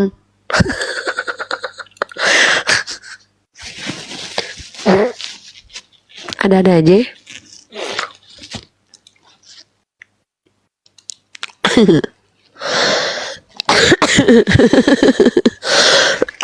Bahasa apa sih saulasau guys? Aku tuh kesel aja sama orang-orang yang tahu. Mereka ini tuh bicara tapi nggak mau tahu kitab sucinya. Sela batu artinya apa? Sela batu. Ada aja sih. Teman-teman Kristen lucu-lucu ya. Saulasau. Naik dong sesuai tema apa? Erik ya, bicara sesuai tema. Saya nggak mau lari-lari. Males saya ngadapin kalian yang lari-lari kayak kodok. Kita bicara tentang PERANG, tentang PERANG Kristen dengan Yahudi dengan Islam. Kalau Yahudi itu ngeri kali, Wak. Anak-anak boleh diikin gitu loh. Kalau di Kristen musuh disuruh kasihi, tapi saudara sendiri suruh benci. Gimana sih ajarannya, aneh? Gimana? Coba jelasin dong. Kalau Islam itu adil, musuh dibenci, perbuatannya dihukum, kejahatannya, orang baik diselamatkan. Jadi di antara ketiga agama ini mana yang relevan? Ya Islam lah, karena nggak ada satupun ajaran agama yang diterapkannya di dalam negara-negara itu seperti Islam, yaitu diizinkan berperang kalau diperangi, begitu. Erik, silakan Erik. Halo, selamat malam. Malam Erik.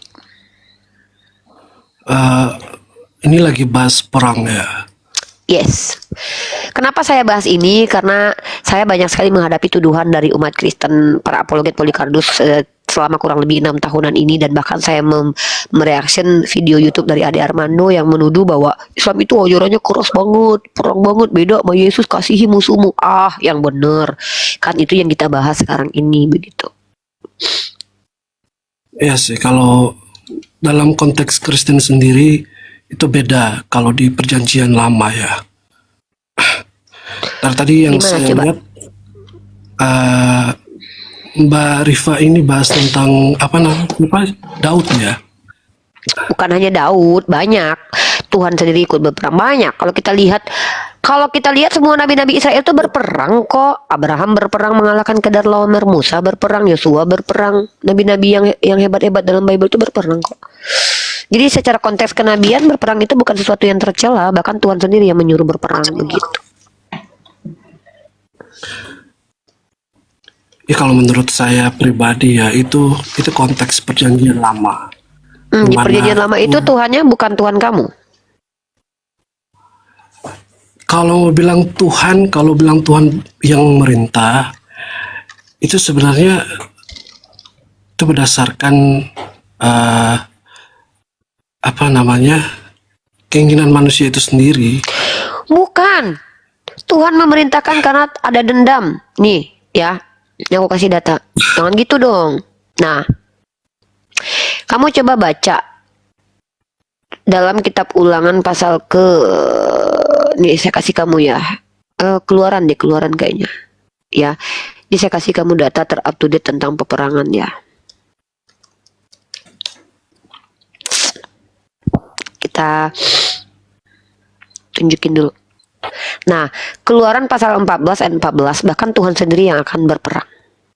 Coba kamu baca. Kamu punya Bible nggak di samping? Kalau nggak aku kasih data ya. Iya, aku punya Bible. Cuma aku mau lihat aja gitu. Tuhan akan berperang untuk kamu. Bahkan Tuhan sendiri yang ikut untuk Bani Israel, dan kamu akan diam saja. Bayangkan loh, Tuhan sendiri masuk loh. Ini Yesus atau bukan? Itu di mana? Itu perjanjian lama ya. Iya, Keluaran 14 nomor 14. Itu Tuhan Allah Israel sih menurut aku. Bukan Tuhan kamu. Tuhan Allah Israel, Tuhan orang Kristen. Berarti Tuhan kamu ikut berperang. Enggak sih, kalau saya lihatnya itu lebih ke iman. Hah? Karena bukan cuma berperang, dalam menghadapi banyak hal itu Tuhan selalu bersama dengan kita gitu. Bukan cuma dalam hal berperang. Itu Tuhan bilang kok. Karena Tuhan akan berperang untuk kamu dan kamu akan diam saja. Hah? Gimana coba karena itu ngejelasin? ada dalam konteks peperangan untuk memperebutkan Iya, satu tapi yang wilayah. berperang kan Tuhan. Saat- Kan ada yang bilang nih Yesus itu tidak pernah berperang, Yesus itu baik gitu kan. Tapi kenapa? Apakah Yesus sebagai anak lebih baik daripada bapaknya? Bapaknya berperang, anaknya nggak perang. Itu gimana sih?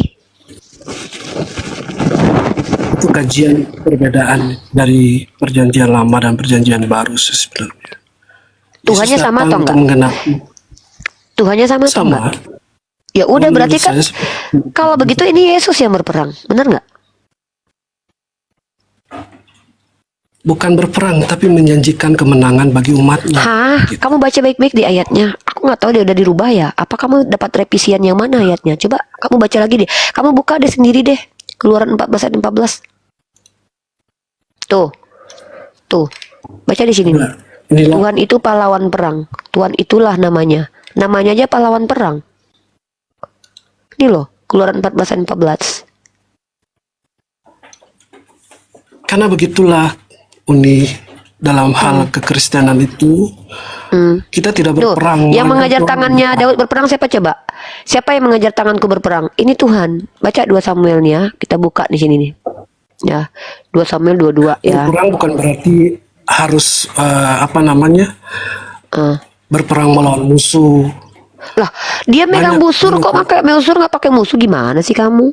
Saya bingung deh berperang ada lagi perang dalam tanda kutip.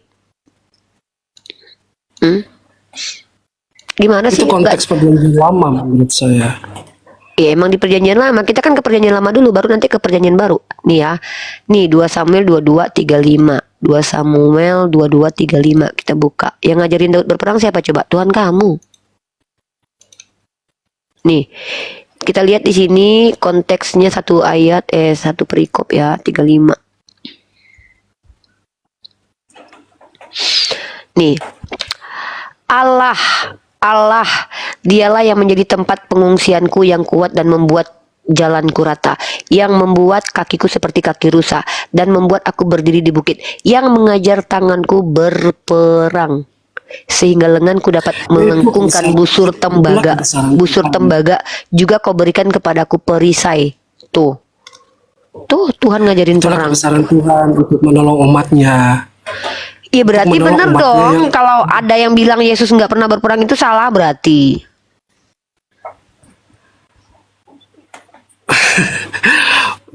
Ya, maksudnya di sini yang mengerti cuma umat Kristen. Ya pengertiannya itu yang ingin saya ketahui karena kami kan tidak punya Roh Kudus menurut kalian tuh. Itu sudah berbeda. Karena Yesus Perjanjian baru datang apa? di perjanjian baru itu untuk lebih ke menerapkan kasih. Hal-hal yang lama itu. Penerapan kasih. Wait a minute. Coba implementasi ajaran kasih gimana sih menurut Yesus? Tolong jelaskan ke saya dulu. Ya, kasih itu sabar. Hah? Kasih itu Sabar, merahati. Yesus sabar. Ya. Yesus sabar. Yesus loh mengacak-ngacak orang lagi jualan di bait Tuhan. Emang sabar begitu? Itu semua tergantung kita bagaimana caranya kita membaca. Gimana sih Bang? Bang tolong dong kasih ajaran kasih Yesus itu ke abang bilang kan sabar. Yesus itu ketika lihat orang jualan di bait Tuhan dia bongkar itu Bang. Sabar nggak begitu? Ini karena nggak wajar orang jualan di bait Allah. Bukan di baitnya Bang, di halamannya Dia Bang. marah, bukan dia nggak sabar, tapi dia marah karena Iya, orang-orang giliran Yesus lapar di bait mengutuk Allah. pohon ara. Dia lapar, dia kutuk pohon ara padahal belum musimnya berbuah. Sabar nggak dia tuh? itu bukan konteksnya apa namanya? Kita kan Bukan bicara nggak sabar, katanya Yesus ngajarin sabar. Saya kan menanya implementasi ajaran kasih Yesus itu di mana sih begitu? Jadi begini saja Uni Rifa ya. Saya menghargai Teman-teman Olan bersahadat ya, alhamdulillah ya. Bentar-bentar Bang. Alhamdulillah kalau betul Olan bersahadat. Saya turut senang, turut bahagia. Dan ini kalau betul ya, ini akan menjadi kabar bahagia buat yoga sendiri. Dan ini Masya Allah ya, kalau memang itu betul. Coba saya tanya dulu ya sama yoga.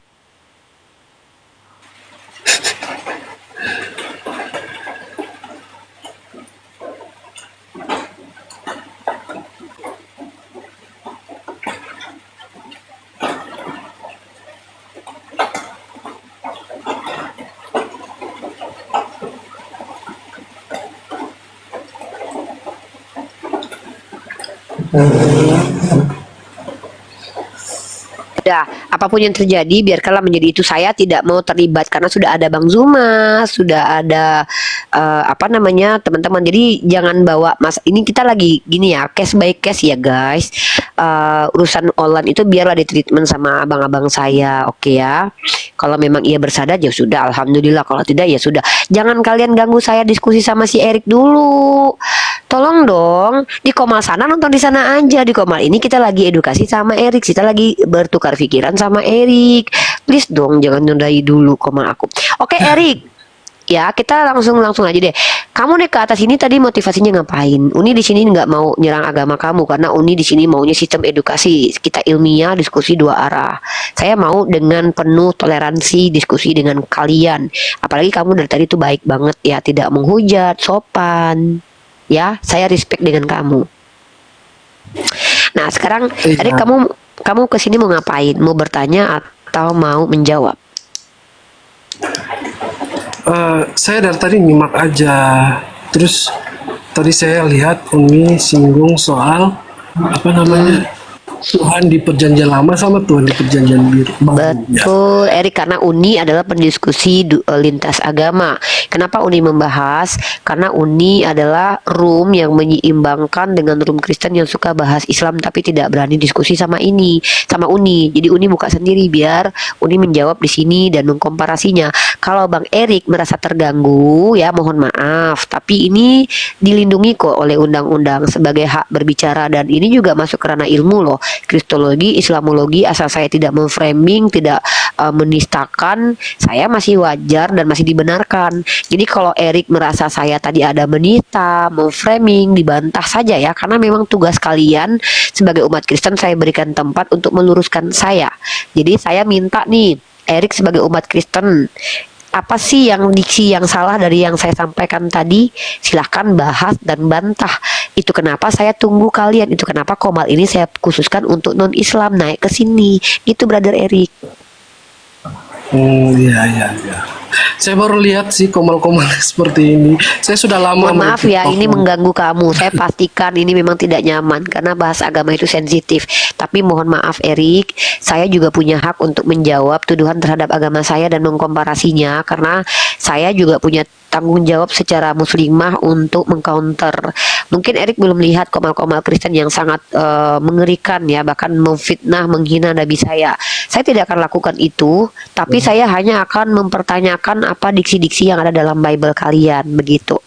Dan saya menemukan diksi-diksi yang aneh, Erik. Contoh, dalam 2 Samuel pasal 12 ayat 7, Tuhan perjanjian lama itu digambarkan memberikan istri-istri orang kepada Nabi Daud. Pertama itu. Yang kedua, Tuhan dalam perjanjian baru mengajarkan kasihi musuh, tapi mengajarkan membenci keluarga.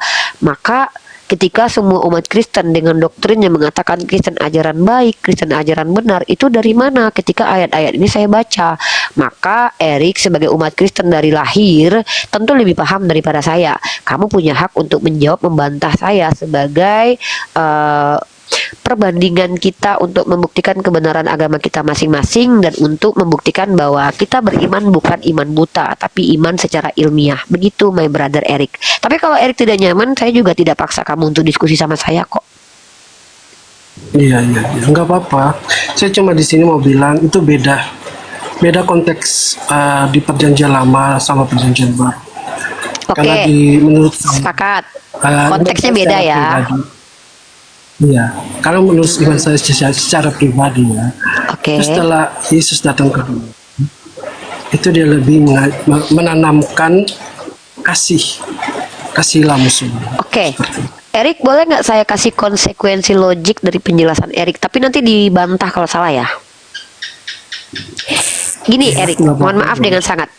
Kalau di perjanjian lama, Tuhannya sering menggunakan kata tumpaslah, bunuhlah. Bahkan anak kecil yang menyusui, itu kan jauh dari ajaran kasih. Seharusnya kita sepakati dulu. Sepakat nggak? Sesuai konteks itu boleh pada waktu itu ya. Tapi kemudian di abad pertama Tuhan ini berinkarnasi, firman-Nya berinkarnasi menjadi manusia lalu mengajarkan ajaran kasih. Nah, apakah Erik tidak berpikir bahwa Tuhan perjanjian lama dengan Tuhan perjanjian baru itu memiliki karakter yang berbeda? Bentar ya, bentar saya ada telepon dulu.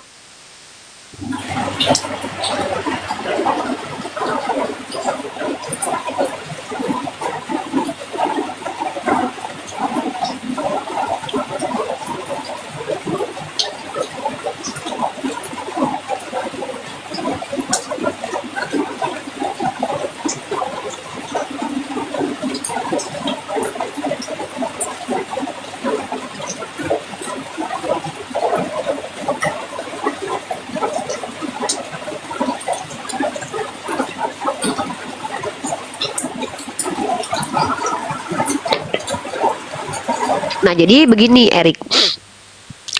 Tuhan dalam perjanjian lama itu menunjukkan murkanya yang menyala-nyala. Bahkan ada pembunuhan-pembunuhan yang sangat kejam yang dilakukan oleh Tuhan. Kamu tahu tidak kisah tentang seorang laki-laki yang tidak sengaja menyentuh tabut Tuhan lalu dimatikan Tuhan? Tahu nggak itu? Iya, pernah saya dengar sih. Itu di Tuhan perjanjian lama. Kamu tahu tidak ada namanya laki-laki bernama Onan. Dia tidak mau menghamili istri kakaknya. Dia melemparkan spermanya keluar. Lalu dia dibunuh oleh Tuhan. Kamu tahu kita itu? Oh iya, terus namanya jadi Onan ya? Iya. Dan kamu tahu tidak? Iya, kamu tahu tidak kisah di mana anak kecil 42 orang mengejek Elia dengan mengatakan botak, botak, naiklah botak. Lalu kemudian dia dikutuk dalam nama Tuhan, anak-anak itu dicakar, dirobek-robek oleh beruang. Tahu tidak itu? Saya pernah dengar sih. Bagus. Dan kamu tahu tidak, Tuhan memerintahkan untuk membunuh suku Amalek, baik bayi yang menyusui di dalam, bahkan hewan ternaknya juga dimusnahkan. Kamu tahu itu? Kalau itu saya baru dengar sekarang. Oke, ini dalilnya tadi saya tunjukkan. Ya, saya tunjukkan kamu ayatnya. Kamu buka dalam 1 Samuel pasal 15 nomor 3. Coba kamu pelajari, kamu catat ayat itu dan kamu jelaskan nanti kepada saya kalau suatu saat kamu naik lagi ke sini. Saya nggak paksa kamu kok untuk diskusi sekarang sama saya. Saya hanya mau bertanya atas keresahan saya terkait ajaran dalam kitab kamu. Nah, tiba-tiba kamu percaya bahwa Tuhan yang persiroh ini, yang banyak membunuh anak kecil, tiba-tiba firman-Nya berinkarnasi menjadi manusia di abad pertama. Di abad pertama, dia tidak pernah membunuh tapi ajarkan kasihi musuh. Dia ajarkan kasihi musuh. Tapi dalam ayat lain dalam kitab Lukas, dia ajarkan untuk membenci. Saya tunjukkan ayatnya. Kamu boleh bantah, kamu boleh luruskan. Kalau saya salah, saya minta maaf.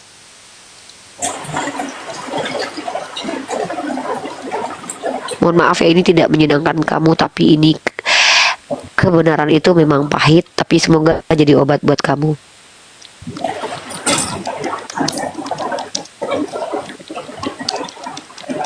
Maaf ya Erik, ini nggak nyaman banget buat kamu, tapi kamu boleh kok jelaskan.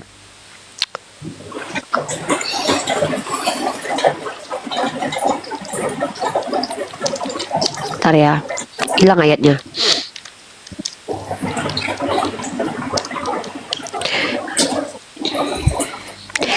Kamu buka Lukas 14 nomor 26, tolong dicatat. Mohon maaf, di sini saya lagi di hotel. Oke, Uni liatin aja boleh ya? Uni liatin aja ya boleh.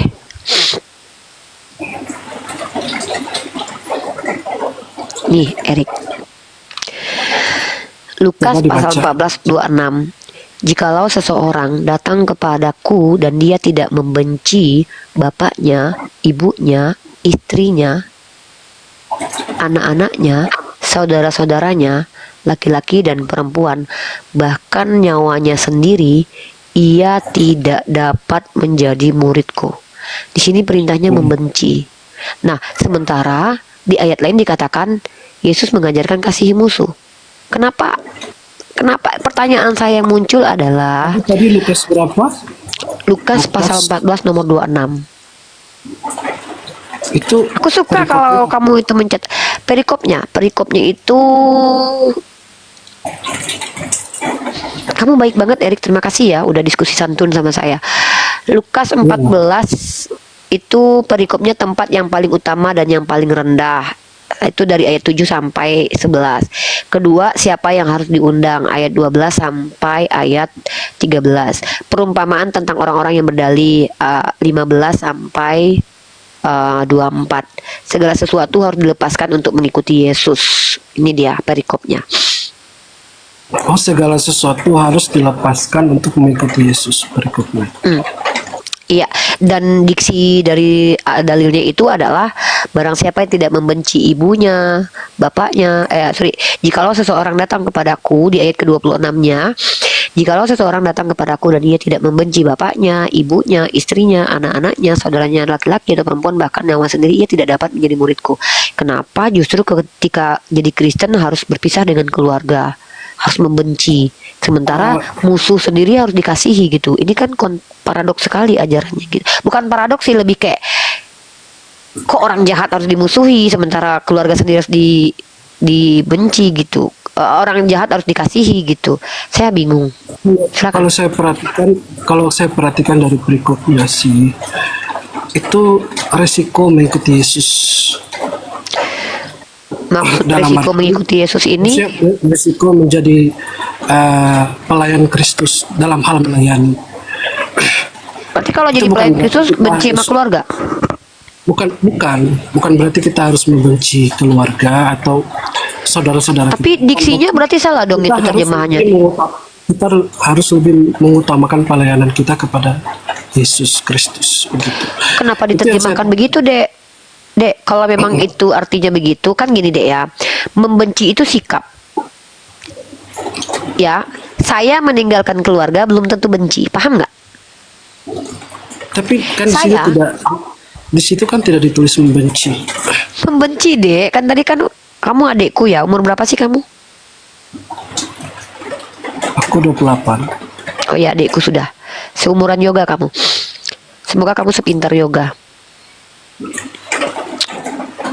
Nih. Uni nggak suka mempelintir kitab suci orang lain ya.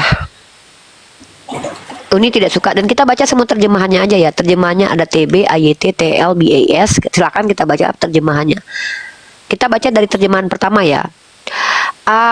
Phoebe tahun 2015. Jika seseorang datang kepadaku dan dia lebih mengasihi ibu bapaknya, istrinya, anak-anaknya, adik-beradiknya, dan nyawanya, dia tidak boleh jadi muridku. Jadi kalau lebih mengasihi keluarga nggak boleh. Di sini Selaber 2011. Siapa datang kepadaku tetapi tidak membenci. Nah, kalau kamu tidak membenci ayahmu, ibumu, istri, anak-anak, saudara-saudara laki-laki, saudaranya perempuan, bahkan dirinya sendiri, ia tidak dapat menjadi pengikutku. MILT. Jika seseorang datang kepadaku dan dia tidak membenci, lagi-lagi tidak membenci. Ya, di sini membenci, harus membenci.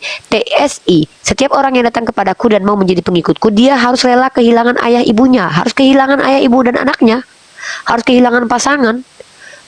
Kalau mau jadi pengikut Yesus harus kehilangan semuanya nih. BIS, kalau orang datang kepadaku tetapi lebih mengasihi ibunya, tidak boleh lebih mengasihi ibu bapak. Nah, ini ada dua yang berbeda ya terjemahannya. Jadi kalau kalian mau tahu terjemahan, tapi terjemahan baru ya, jikalau seorang datang kepadaku dan dia tidak membenci bapaknya, ibunya. Mari kita lihat bahasa aslinya karena terlalu banyak kata-kata di situ. Mari kita lihat di sini bahasa aslinya. Di sini miseo. Kata miseo artinya adalah membenci, tidak mengacuhkan, membenci, dibenci, bencilah. Jadi kata yang lebih tepat itu membenci karena dari kata miseo. Gitu.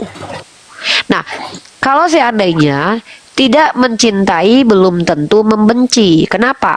Saya tidak cinta kamu, Erik, tapi saya belum tentu benci kamu loh. Ketika saya tidak membenci kamu, belum tentu saya mencintai kamu. Jadi ada gini, membenci, mencinta, dan biasa aja di tengah-tengah. Saya biasa aja di tengah-tengah, tidak membenci, tidak mencintai kamu. Karena saya tidak punya alasan membenci kamu, tidak punya alasan juga mencintai kamu. Tapi di sini diperintahkan untuk membenci, Erik. Silahkan, Erik. Ya, kayak tadi saya lihat itu ada kata tidak membenci. Barang siapa Tidak membenci bapaknya.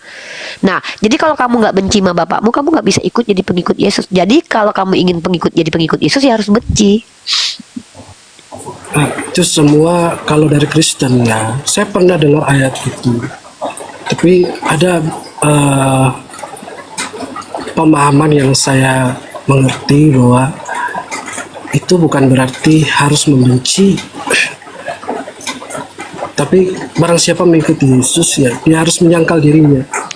Itu tafsiran ya. Iya sih, itu menurut Nggak tafsiran apa-apa, yang saya. itu doktrin kalian. Karena gini, kalau seandainya konteks lari dari teks, berarti kalian tidak sesuai dengan teks. Teksnya di situ membenci, tapi ternyata membenci maknanya lain. Saya nggak tahu pakai kamus apa.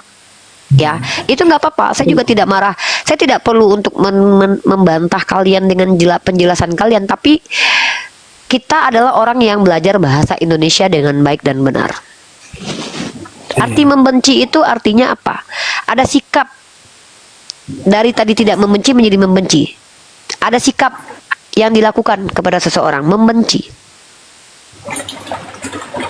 Yes. Memiliki kebencian. Tapi kalau seandainya meninggalkan belum tentu membenci. Contoh, saya ninggalin anak saya loh, karena saya kerja. Apakah saya itu membenci anak saya? Tidak. Meninggalkan anak saya belum tentu membenci. Tinggal bersama seseorang belum tentu saya nggak benci juga. Ada loh orang-orang yang tinggal dengan suaminya, dengan istrinya, sementara dia membenci suami dan istrinya. Begitu, Erik. Ya, jadi kalau seandainya ada kata Islam mengajarkan membenci, itu tidak ada.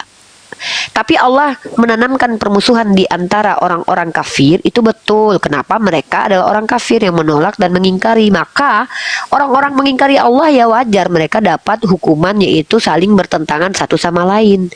Tapi dalam agama Kristen secara tekstual, secara eksplisit ditulis Yesus sendiri mengajarkan untuk membenci. Karena kalau tidak membenci tidak bisa jadi pengikut Yesus. Nah, lalu penjelasannya, kata membenci ini artinya adalah meninggalkan. Saya tidak tahu pakai kamus apa. Tapi itu tafsir kalian, ya enggak apa-apa. Karena enggak mungkin kalian mengakui Yesus mengajarkan membenci. Kalau kalian akui Yesus mengajarkan membenci, kalian blunder, hancur sudah agama kalian. Enggak bisa ditawarkan lagi kepada orang-orang.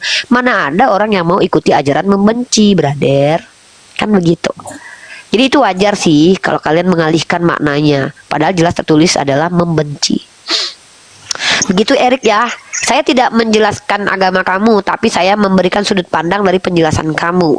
Kalau arti membenci itu artinya tidak membenci, maka ini sudah menyelewengi arti membenci. Ya. Nah, di situ dikatakan jikalau seorang datang kepadaku dan dia tidak membenci ayahnya, ibunya dan bla bla yang lainnya, maka tidak bisa ikut Yesus.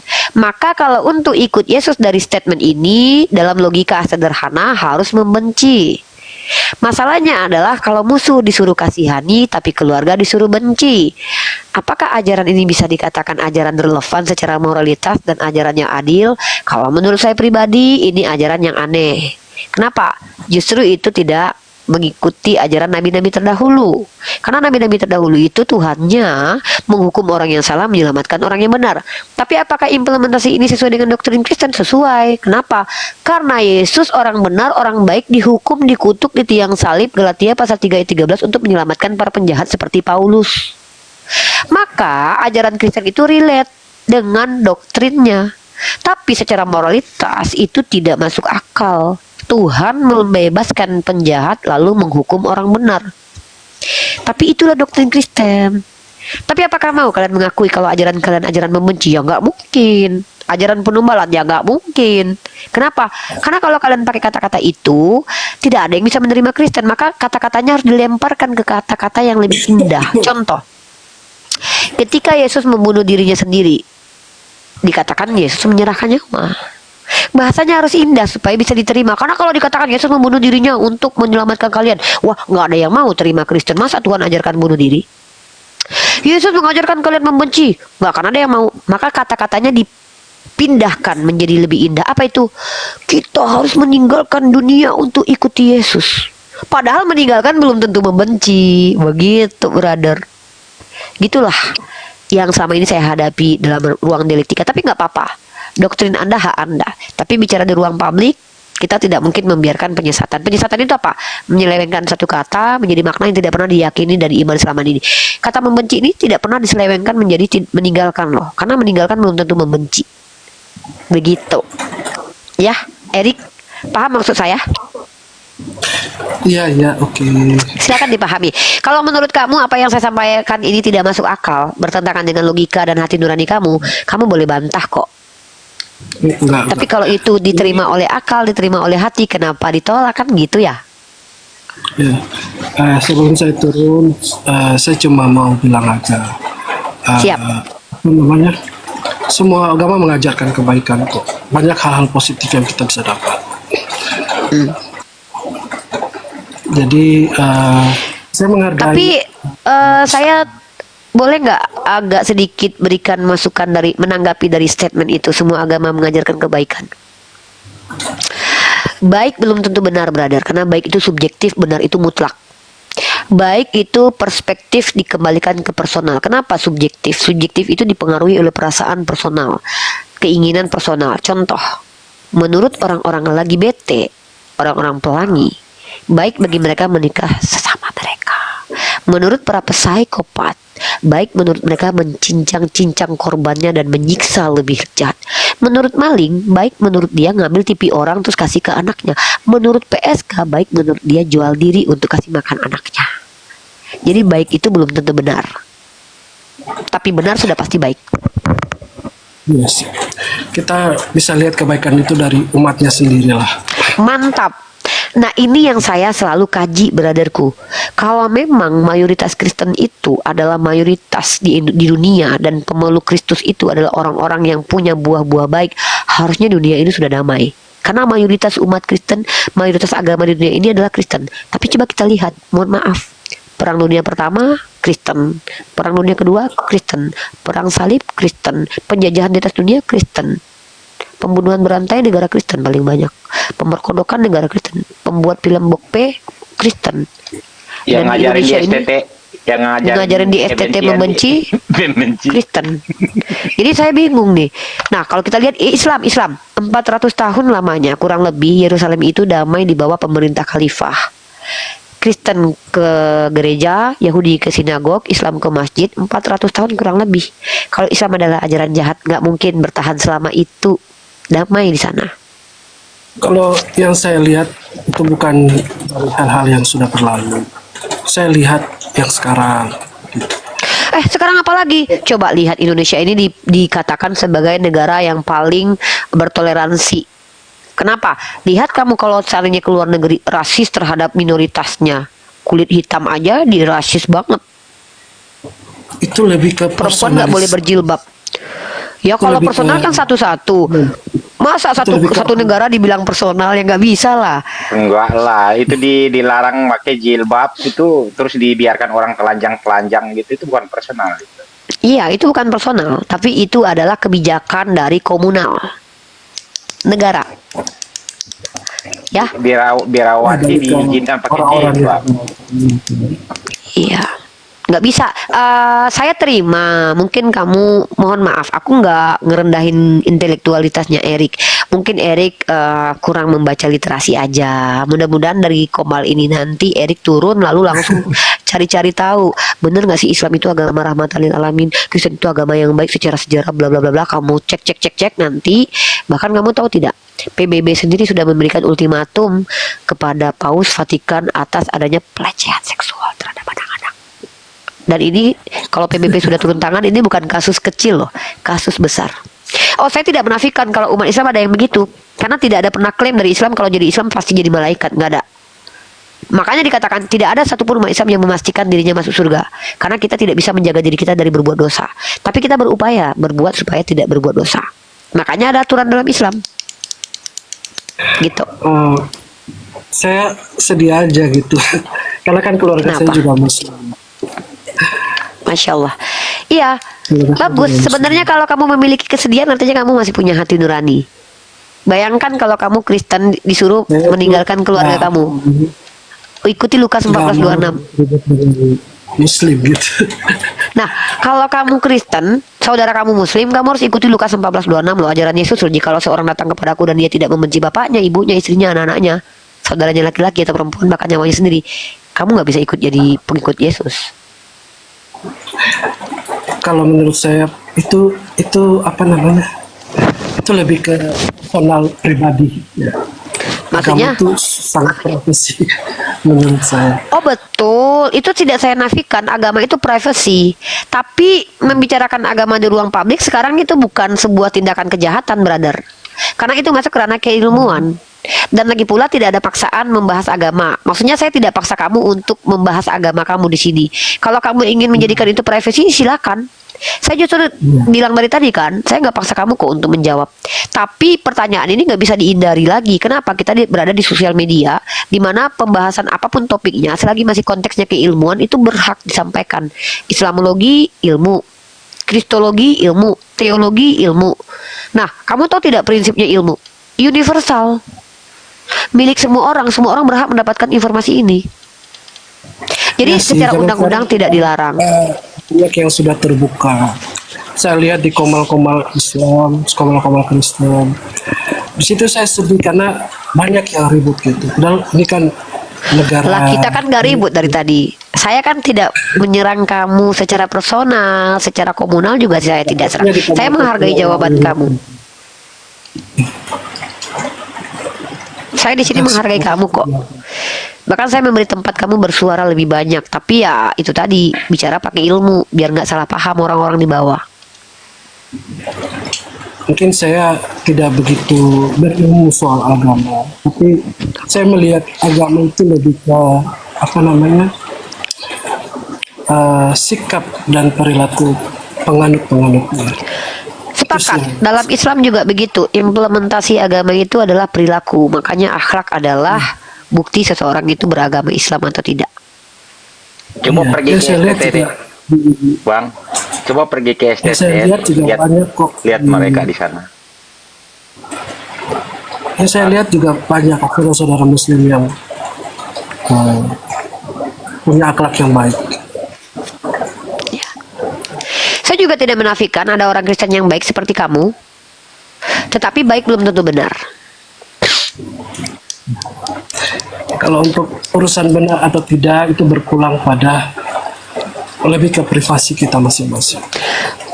Kalau bicara agama tidak ada privasi sebenarnya, karena agama itu milik semua orang. Tapi kalau pemahaman kamu terhadap agama itu boleh privasi. Iya, maksud saya itu.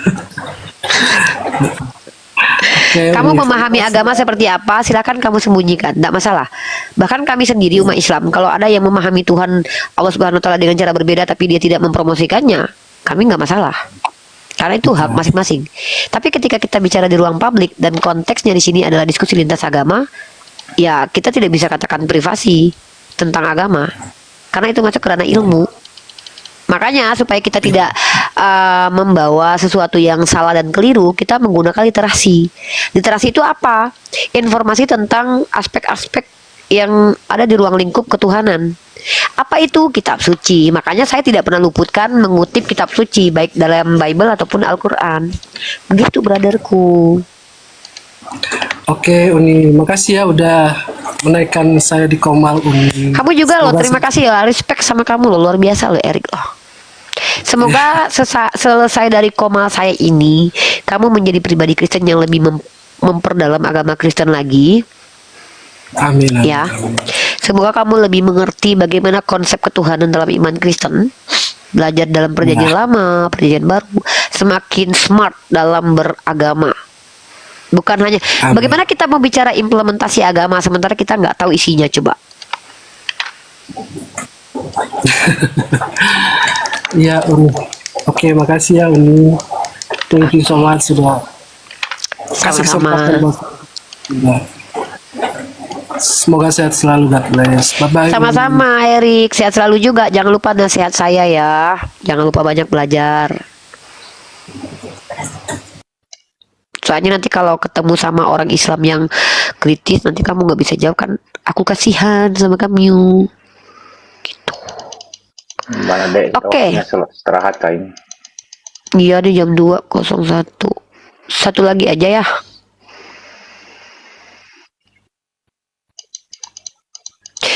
Yang non muslim di bawah yang mana ya? Cak Dito muslim atau non muslim? Pan Preset muslim atau non muslim? Gegureti. Coba aku lihat yang ini. Aku duga Kristen dulu ya. Kalau enggak kunci kamu Kristen. Oke. Minta naik. Tema kita itu ya, ajaran membenci tuh. Mana nggak ada? Oh kunci. Oke. Halo, itu apa namanya, Pak Permata muslim atau non muslim?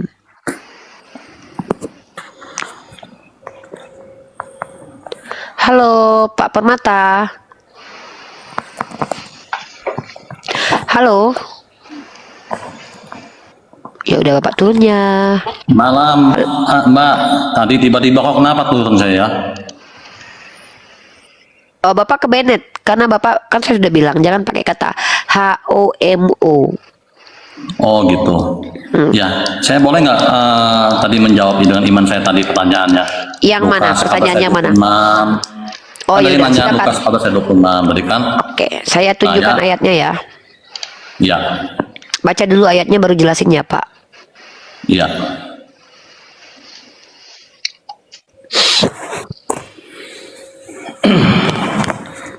Silakan Pak baca. Ya, Mbak bacain aja, mata saya nggak gitu jelas, sudah tua Oke. soalnya. Lukas pasal 14 nomor 26.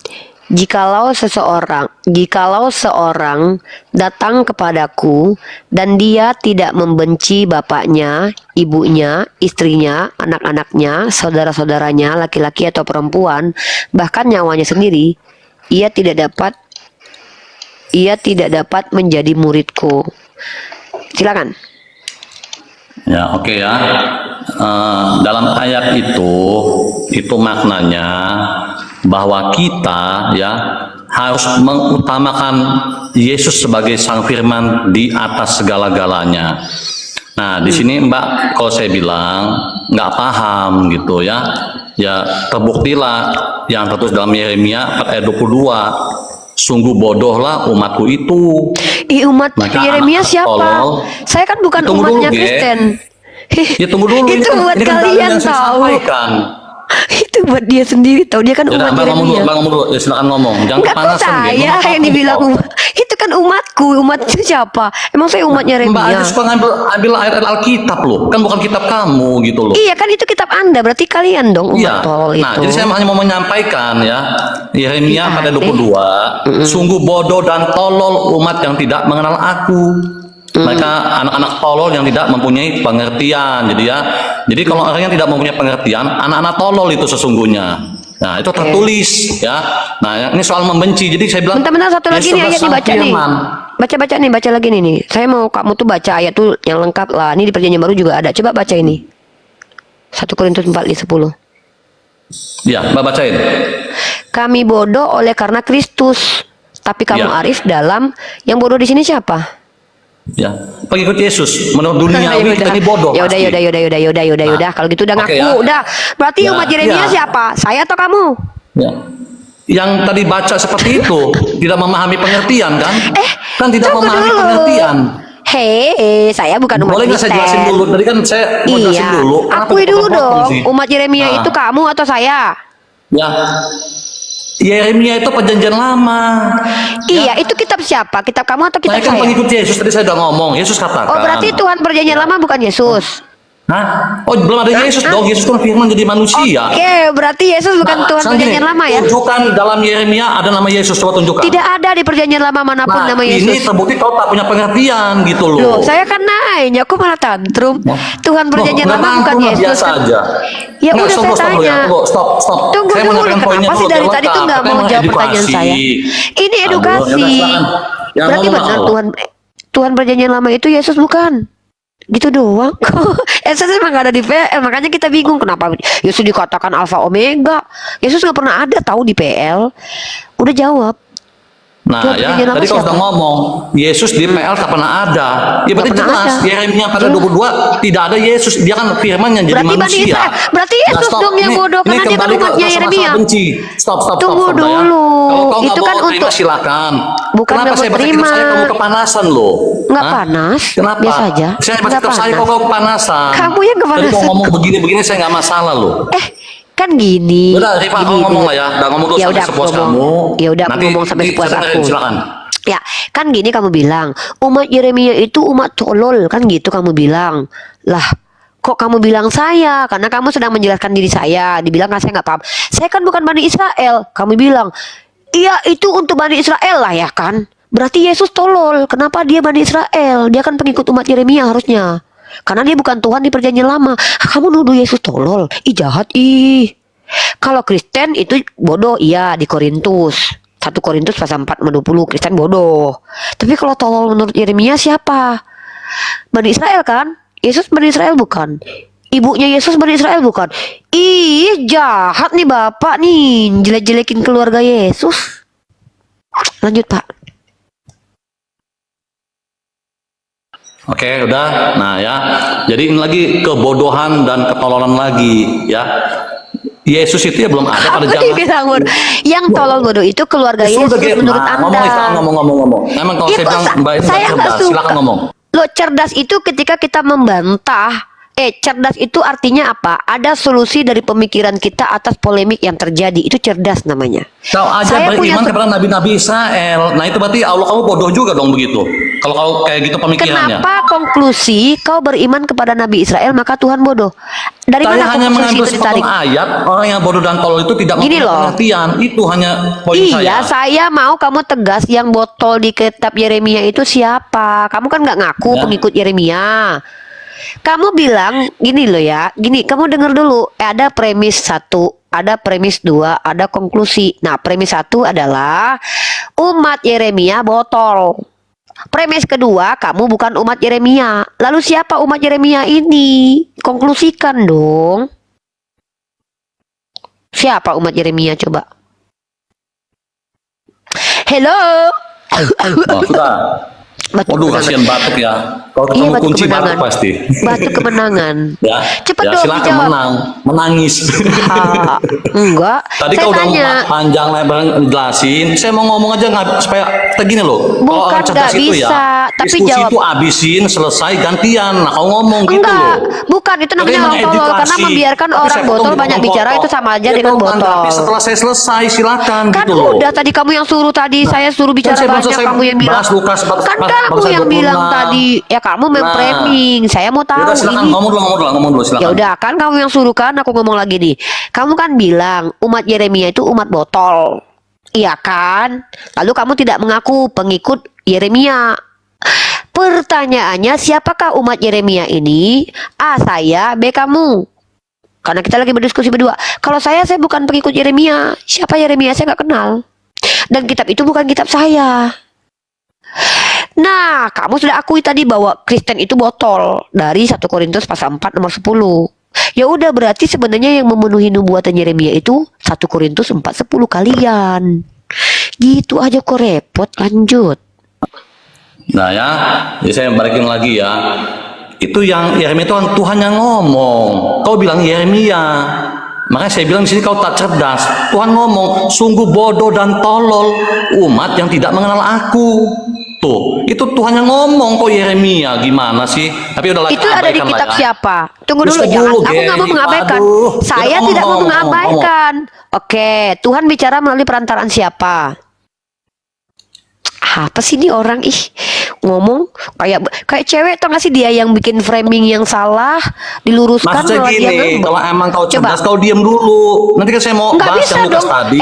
Tidak semua kebencian, orang diam itu perang, cerdas. gitu loh. Nggak semua Nah, ya orang udah, diam diam itu dulu, bisa nggak cerdas. diam? Bayi Bisa juga diam dia nggak? memang cerdas. Ya nggak mungkin saya diam lah membiarkan framingan. Saya ya juga sudah ingin ngomong, tahu kita puasin. siapa umat Ya. Yeremia itu. Kamu nggak jawab dari tadi. Gimana sih kita di ruang Yang publik bodoh loh? dan tolol tidak mempunyai pengertian. Nah, Oke. yang baca Alkitab itu, Oke. ayo. Oke, Nah, sekarang kalau saya saya tanya, punya pengertian siapa dan kamu punya Saya pengertian? punya pengertian, makanya tadi saya bisa menjelaskan Oke. Lukas 14 ayat 26. Oke, kalau gitu Ya, baca Amsal jika kamu 35 dong. mengikut aku, Baca Amsal 35 kamu dong. harus benci nih ya. Benci Tunggu saudaramu, dulu. bapakmu, ibumu. Baca dulu. Ih, Bahkan- kamu kenapa sih? Nih. Gimana ayat sih? ini. Yaudah, Kamu ini bertentangan. gimana nih Rifa? Tadi kayaknya enak ngomongnya, kok kamu kayak kepanasan gitu loh. Enggak lah, kamu yang teriak-teriak. Nih, kamu baca Jangan ke nih. Amsal dulu, Lukas Lari tadi. lah. jangan Tadi kamu pindah-pindah. kamu dari Ya. Lukas lari ke Yeremia. Jangan ke Coba. Amsal dulu, kita habisin Kenapa dulu kamu Lukas lari? tadi biar dapat poinnya. Kok kamu ngatur-ngatur Katanya mau saya? mengedukasi. Iya nih edukasi. Gini, Percayalah kalau saya jauh kepanasan loncat lagi jadi Bukan kodok. kamu yang loncat. Kamu dari Lukas lari ke Yeremia loh. Percayalah kepada Tuhan dengan segenap hatimu dan janganlah bersandar kepada pengertianmu. Kamu bilang tadi apa? Umat yang botol itu yang mengikuti pengertiannya lah. Sementara ini bertentangan dalam Amsal 35.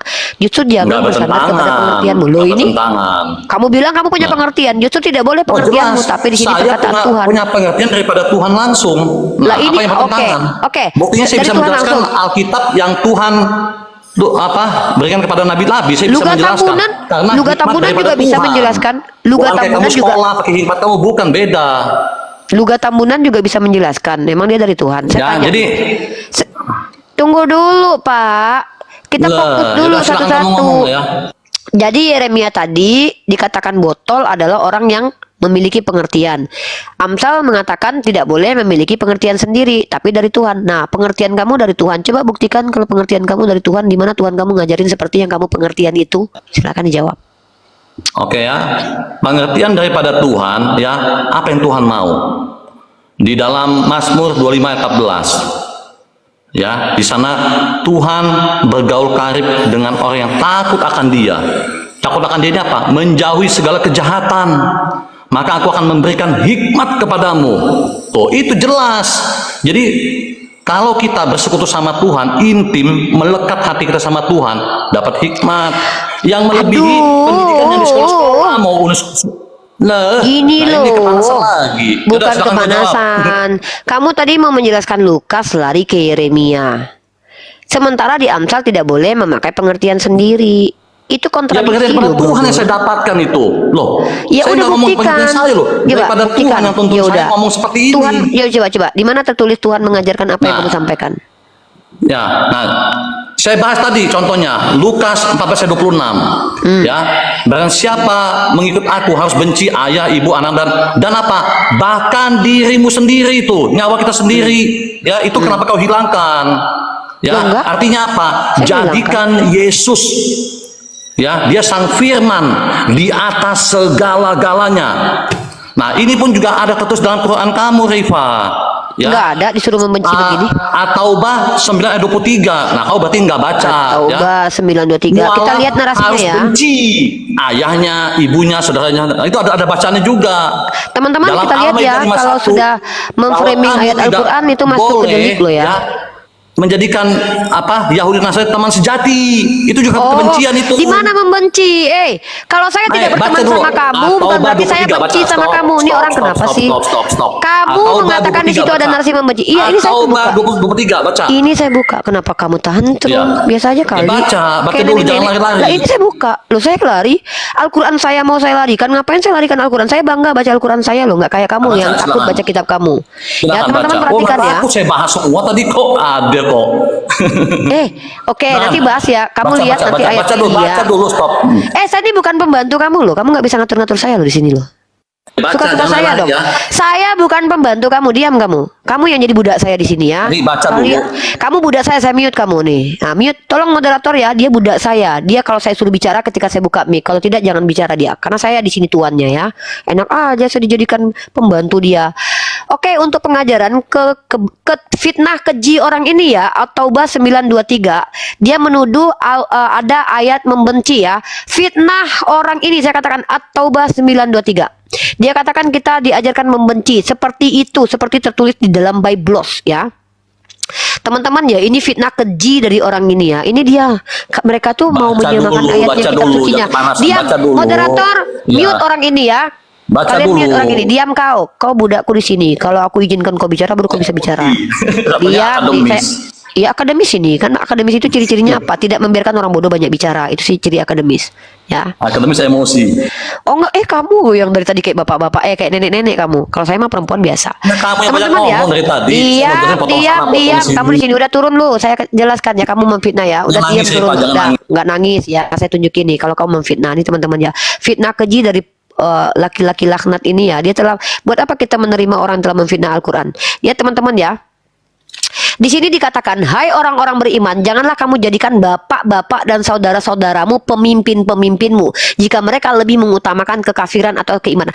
Lihat, bajingan tadi memfitnah Al-Quran kita dengan mengatakan kita diajarkan membenci. Tidak menjadikan orang lain pemimpin kita, apakah itu kita membenci? Bajingan tadi penipu, teman-teman. Orang Kristen yang berhadapan dengan saya rata-rata banyak menipu. Di mana di sini dikatakan membenci? Apakah sama narasinya dengan Lukas? Lukas di sini dikajarkan membenci. Ini, nih. Di sini ada kata membencinya. Membenci. Di sini mana ada kata membenci? Penipu. Buat apa kita mendengarkan penipu, teman-teman? Lihat, hai orang-orang beriman, janganlah kamu jadikan bapak-bapak dan saudara-saudaramu pemimpin-pemimpinmu jika mereka lebih mengutamakan kekafiran. Kita ndak boleh menjadikan mereka aulia. Kan kurang ajar penipu tadi. Dia bilang kita diajarkan membenci. Mana ada kita diajarkan membenci di sini? Mana kata membenci? Saya tidak menemukan diksi membenci di sini. Mana penipu? Inilah implementasi ajaran Kristus. Kalau nggak nipu, nggak bisa. Kenapa harus menipu? Karena sudah diajarkan oleh Paulus. Ya, kalau karena dustaku kemuliaan Tuhan semakin melimpah, kenapa aku harus dihakimi? Tidak ada kata membenci di situ. Apakah kalau kita tidak mau menjadikan Pak Prabowo sebagai presiden kita, maka Pak Prabowo kita benci? Dari mana logika seperti itu? Di sini dikatakan, ya ayyuhallazina amanu la tattakhizu aba'akum wa ikhwanakum auliya. Tempat bergantung. Dibilang kita suruh membenci. Koplak, penipu. Jadi Kristen jangan gini-gini amat lah jual agama. Menjual agama dengan menipu kami umat Islam. Nggak mempan di hadapan saya. Tidak ada kata-kata membenci di situ. Itu lulusan STT Nias kayaknya tuh. Kayaknya. Makanya dia tuh mau mencari remis gitu. KIT. Iya, penipu. Kok STT sekolah tinggi mereka kok ini ya? Jahat ya? Iya, jahat banget. Mereka nipu loh. Mereka pelintir Al-Quran kita loh. Jahat banget itu loh. Saya nggak pernah mempelintir kitab mereka. Di situ tertulis membenci dalam kitab Lukas itu, Lukas 14:26 tuh. Lukas 14:26 tertulis kata membenci. Dalam Al-Quran tidak ada kata membenci. Nggak boleh jadikan aulia. Ih, kalau kita nggak mau pilih Pak Jokowi jadi aulia kita, emang kita benci Pak Jokowi? Enggak kali. Logika mana ini? Gak tahu malu ya orang Kristen yang di hadapan saya selalu aja ujung-ujungnya kalau nggak mampu menjawab memfitnah. Mana ada kata membenci di situ, penipu. Makanya pendetanya si Olan nggak baru datang tuh. Iyalah, blunder lah dia kalau seandainya diskusi sama kita. Minta satu mobil baru datang dia. Iya. Akhirnya kita tiba di akhir video. Terima kasih telah menonton video ini dan jangan lupa like, subscribe, dan komen. Semoga dengan video yang kita saksikan ini dapat pelajaran dan pengetahuan bagi semua yang menonton, terkhusus untuk saya sendiri. Sampai ketemu lagi dan nantikan video diskusi selanjutnya. Assalamualaikum warahmatullahi wabarakatuh.